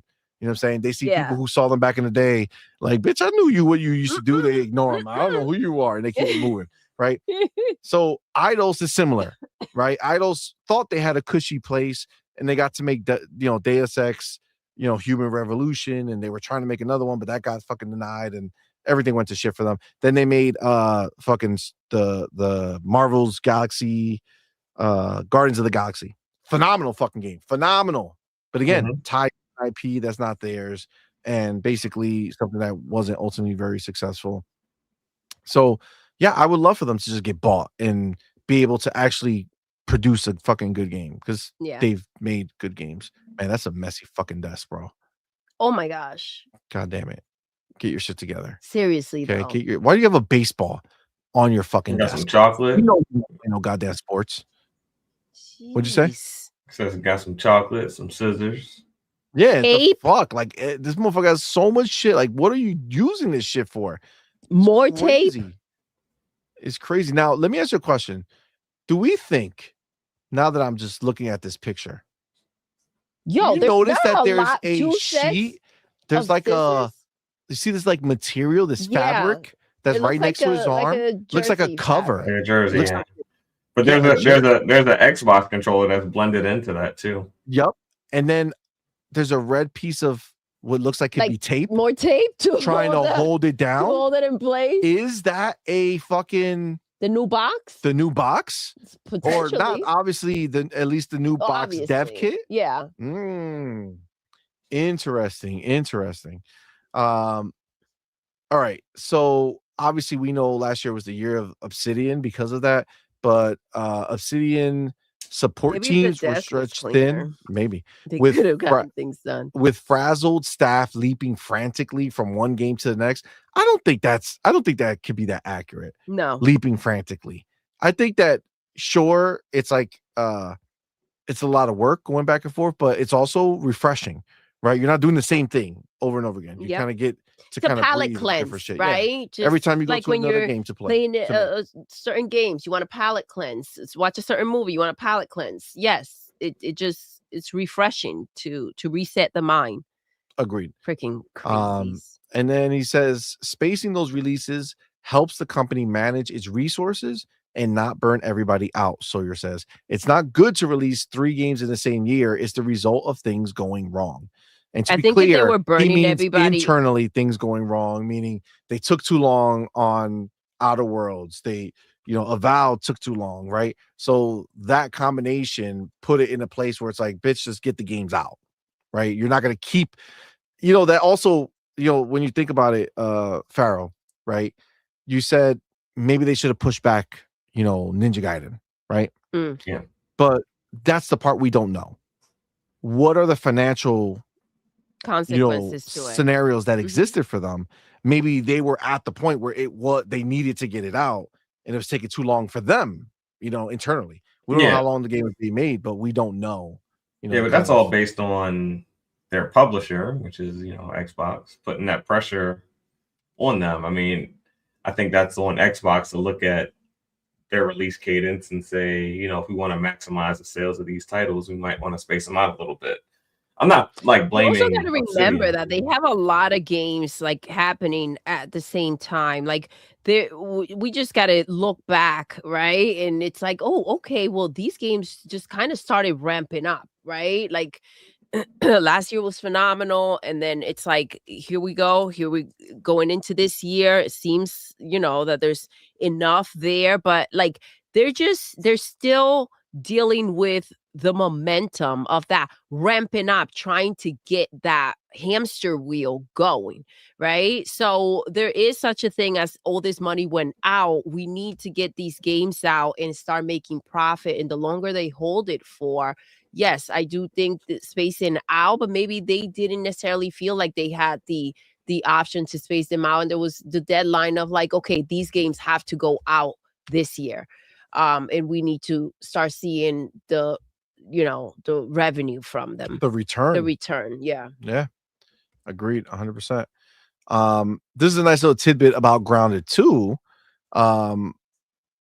Before release, before they were, much deeper into it, they had, so this game was pretty much outsourced to Eidos. So Eidos made this game with the oversight of Obsidian, right? So this is what they did. It says Grounded 2 offers some lessons for a better way forward. Obsidian assigned a few senior staff to orchestrate the production in Montreal from 3,000 miles away, rather than develop the whole thing in-house. Chris Parker, an Obsidian co-founder who supervised development, says the distance was empowering because he could make hard calls more swiftly. One of the game's vehicles, rideable insects called buggies, had originally been designed to be shared by multiple players until Parker and his crew realized the functionality wasn't coming together, leading them to pivot. I was like, if this was one of our internal teams, we would have worked on this for another 2 or 3 months, Parker recalls. We made this call because we could tell them what to do. Damn. It's kind of crazy, a little bit, like a little aggressive, right? Like, we fucking did this because we fucking run this shit. We tell you what to do. Like, it's aggressive, man. It feels like we still run around with our kid gloves on internally. Oh shit, don't want to hurt nobody's feelings. I've been working on this for months, man. Please let me try to figure it out. Like, no, bitch, you had time. Yeah. I love that shit. See, that's that. I almost that feel like the studios are embracing that gangster that Xbox is embracing. You know what I'm saying? Yeah.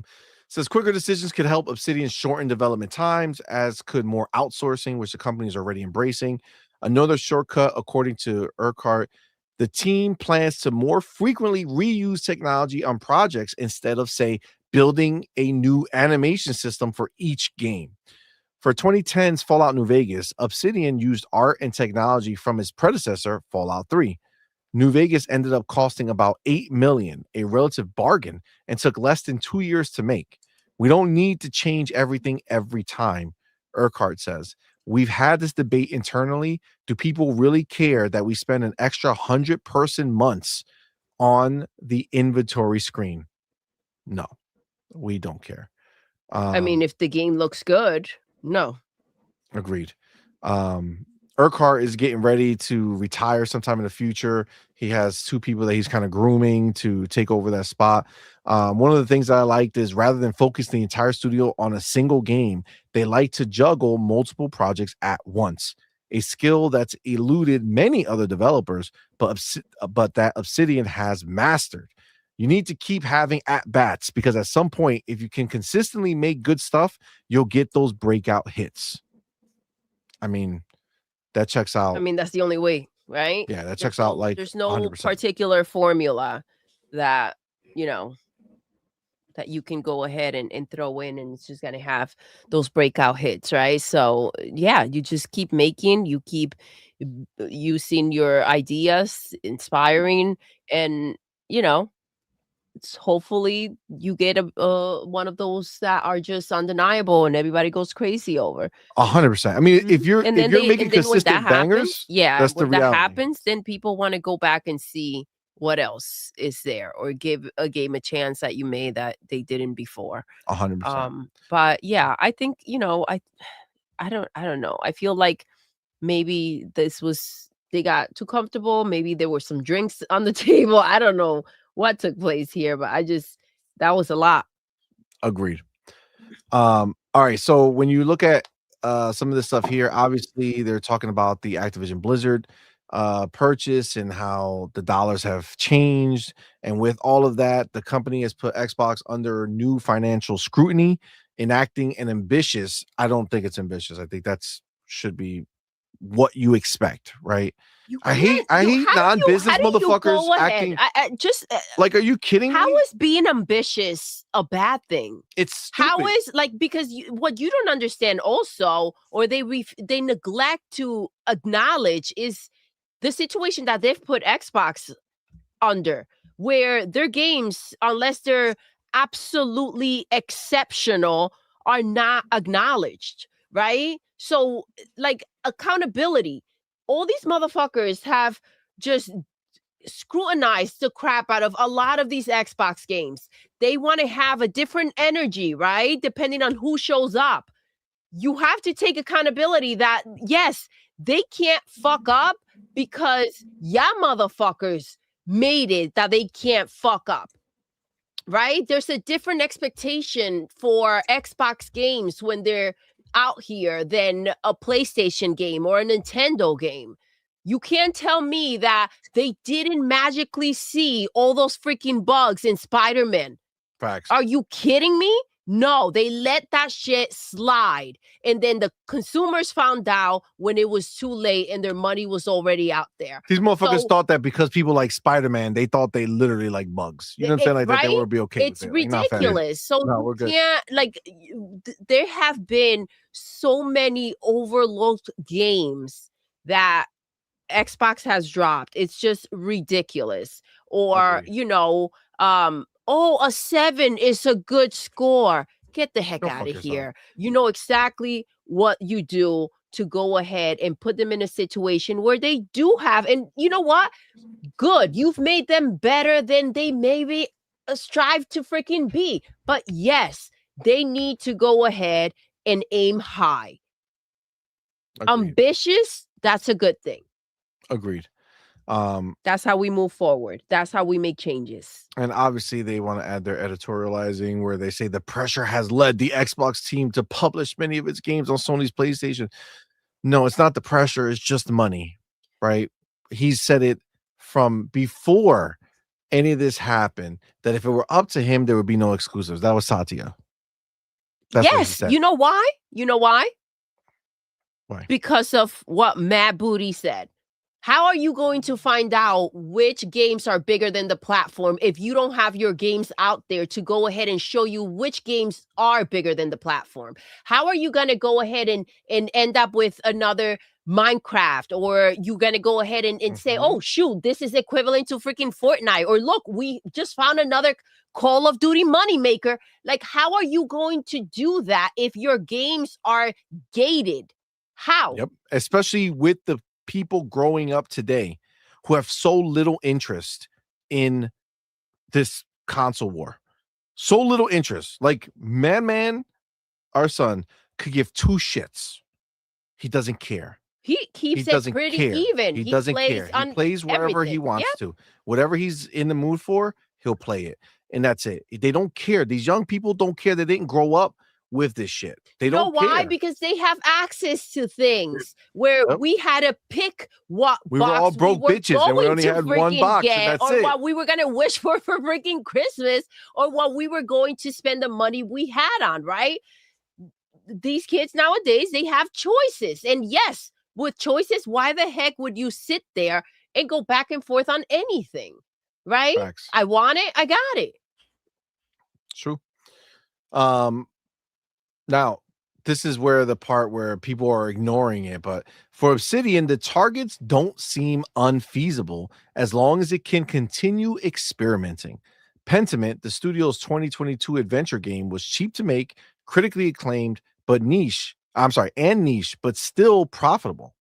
The hope, Urquhart says, is that Xbox continues to fund riskier projects and values achievements besides strong sales, even if it means accepting that maybe where we are going to be from a profitability standpoint isn't going to be 30%. So let me tell you something. Phil was very clear that he understands this. He said it himself that not every game is going to make crazy profit, that not every game is going to sell huge, right?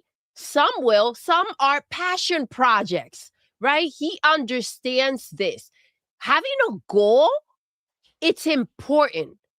Having a goal, whether you meet it or not, no one's job is at risk here, right? They made a bunch of money on a game that cost them very little, like Pentiment, and the balance is that, you know what?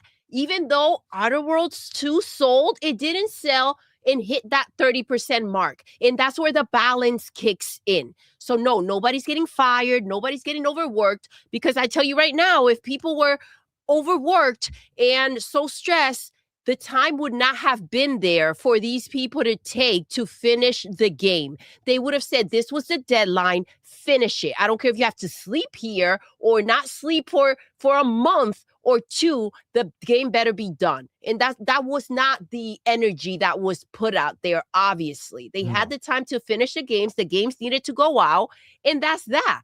But the idea, again, that they don't know that this is not going to happen every time, it's ridiculous. The point is to strive for something, right? Because then what? You're just kumbaya and nothing matters, right? We don't have a goal. We don't have something to make something exceptional for, so that we can go ahead and try to hit that 30% or something creative enough, even if it doesn't cost much.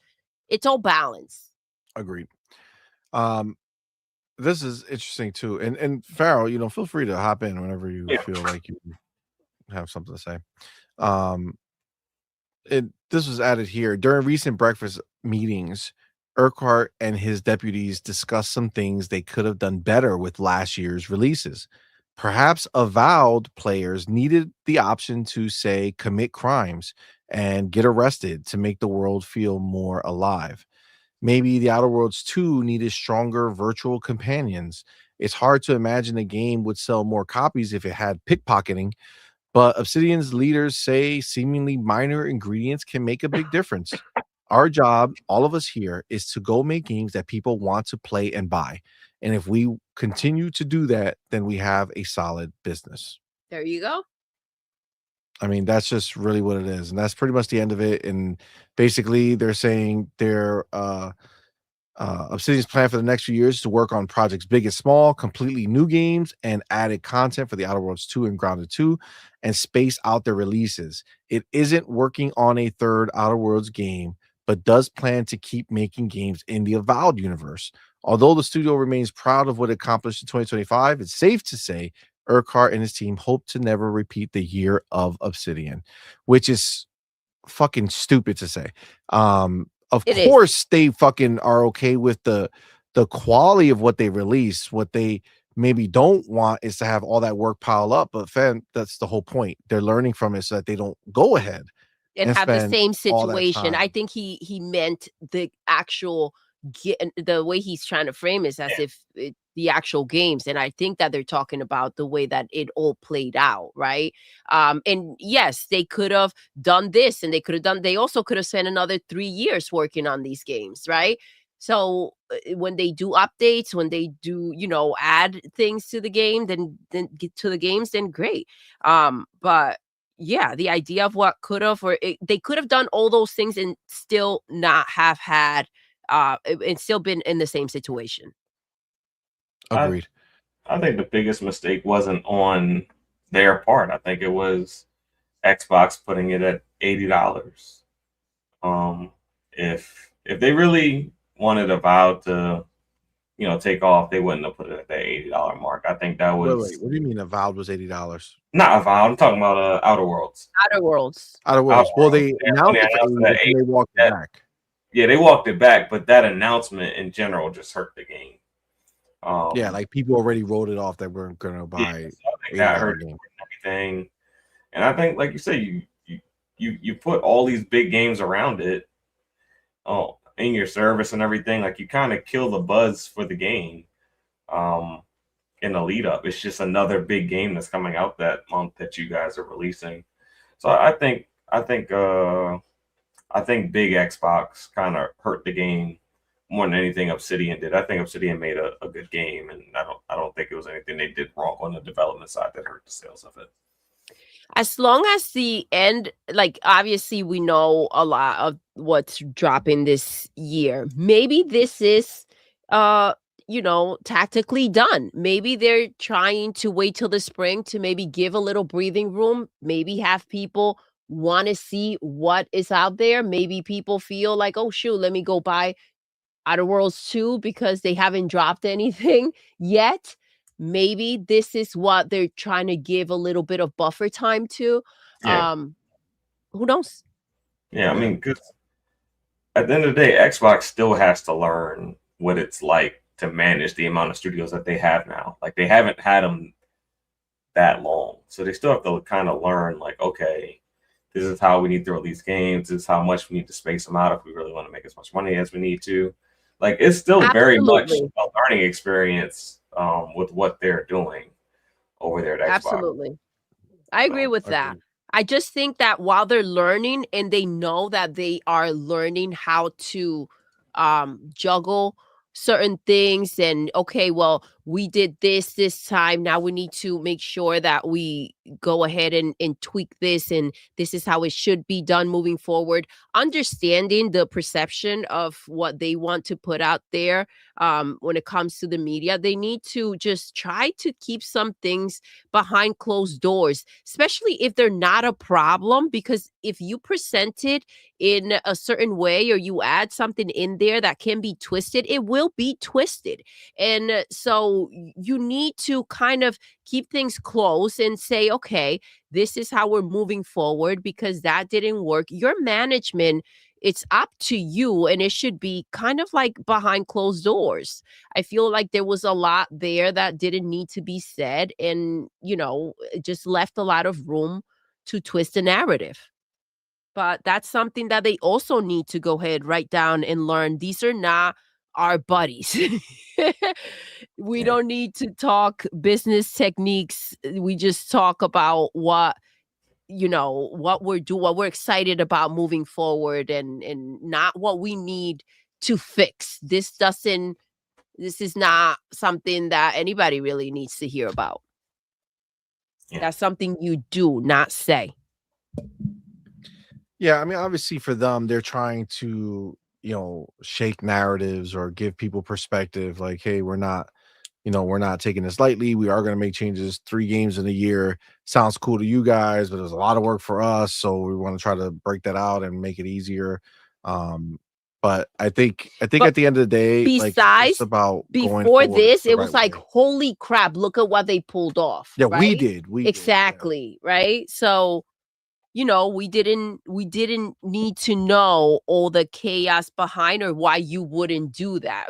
Moving forward, drop your games where you need to drop them because those were tweaks. Exactly. They tweaked what they did, what worked, didn't work. You need to know that. We need to look at you and be like, oh shit, this fucking studio dropped 3 games in 1 year. That's freaking insane. That's what I felt about it. That's what I feel about it. But this energy is just downer shit. Yeah.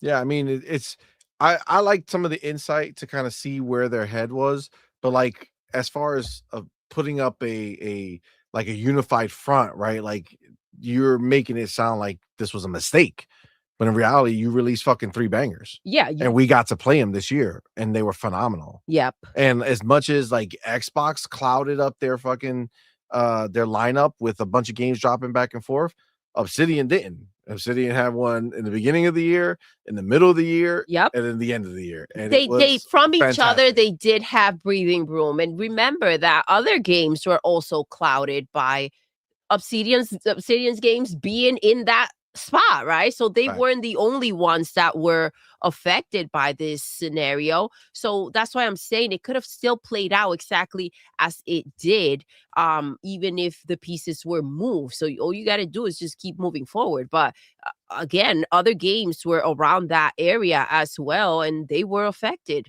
because Yeah, some Arc people Raiders chose and to buy Battlefield their also games released in versus October. others. Say it again, Far. So Outriders and Battlefield 6 also released in October. So Arc Raiders. Yeah, right. Yeah, you said And Outriders. yeah, Arc Raiders. Arc Raiders. Yeah, it's getting late for me. Oh, It's getting that's late. from It's getting late. old times. I don't know. All my titles are wrong. Yeah, So, yeah, that's all good. not really. Yeah, there was a lot of competition. There was a lot of competition, and obviously on a year, look, everything is more of a highlight because of the, for all intents and purposes, failure that Mhm. Black Ops 7 was. Yes. Losing 64% of the people who buy a Call of Duty game every year, to Battlefield and Arc Raiders, and to yourself, Battlefield 6 and older games, or is not great. And because there's so much, because of how expensive Call of Duty, ABK was, which is frankly, Call of Duty is the biggest thing that they bought from that scenario outside of the studios and King and shit. It has a lot of weight on the shoulders. So when that fails, to meet expectations, like that one fucking hits because there's so many dollars that are involved. When you've invested that much money and you're like, okay, look, we're doing great. Oh, shoot. Black Ops 6 came out. Look at the numbers. You're expecting to hit that, if not more, with your next one. Listen, the ball, yes, was dropped by them. I also think that they can always keep in mind, individually, these studios have to remember that other games will come out and try to take your cake, right? So you have to make sure, Call of Duty underwhelming versus Black Ops 7 underwhelming versus Black Ops 6. And there were certain problems that we've talked about before. So you can't show up like that. I get it. It's a lot. It's every year. But if you're trying to stay at the top with that same momentum, you have to go ahead, snap out of it real quick, do shit right. Make sure you got something special cooking and impress the freaking players. And if you're going to make changes as impactful as, playing the campaign, the way with multiplayer, right? You got to make sure that you kind of go over that and that it works and that you're not screwing over the people that show up for your campaign. There were little things that could have been avoided. But overall, I can appreciate this little insight as to what's going on. But as a gamer, I ate like a fucking king last year. And all those experiences, as difficult as it was for them, they fucking crushed them. They were all fantastic. Doodle and I can't wait to get some time to go hop back into Grounded. Yes. Really, really pumped for that. So like ultimately at the end of the day, like we're eating good. This is what we want. We want an abundance. That being said, this year looks like they're going to maybe scale that back a little tiny bit and give us, that the 5, the big ones. We got 6 with Kiln, right? And then I'm sure there'll be other things that drop throughout the year. But yeah, I was hoping that we would be a little more, get back to a more even spread throughout the whole year and not just backload everything. Yes, I agree with that. So, look, the months are going to go by quick, but still January, February, March. We don't want the months to go by quick. Yeah. I think once they figure out how to spread these games out, they should avoid being in any year where you feel like your games are just bunched up in one spot, right? The consistent flow needs to be there for the players. Yeah, I absolutely think that they need to look at the lineup and realize that we should not, and again, I'm not upset about the output, but we should not have that first quarter not have a game. Agree. I mean, I just don't don't think we should. I think between February is the month. Give me a game in February. You know what I'm saying? February is, even if Kiln should have been in February. You know Yeah, what I'm saying? Like, agree. don't fucking pull that shit to the spring. Give it to me now.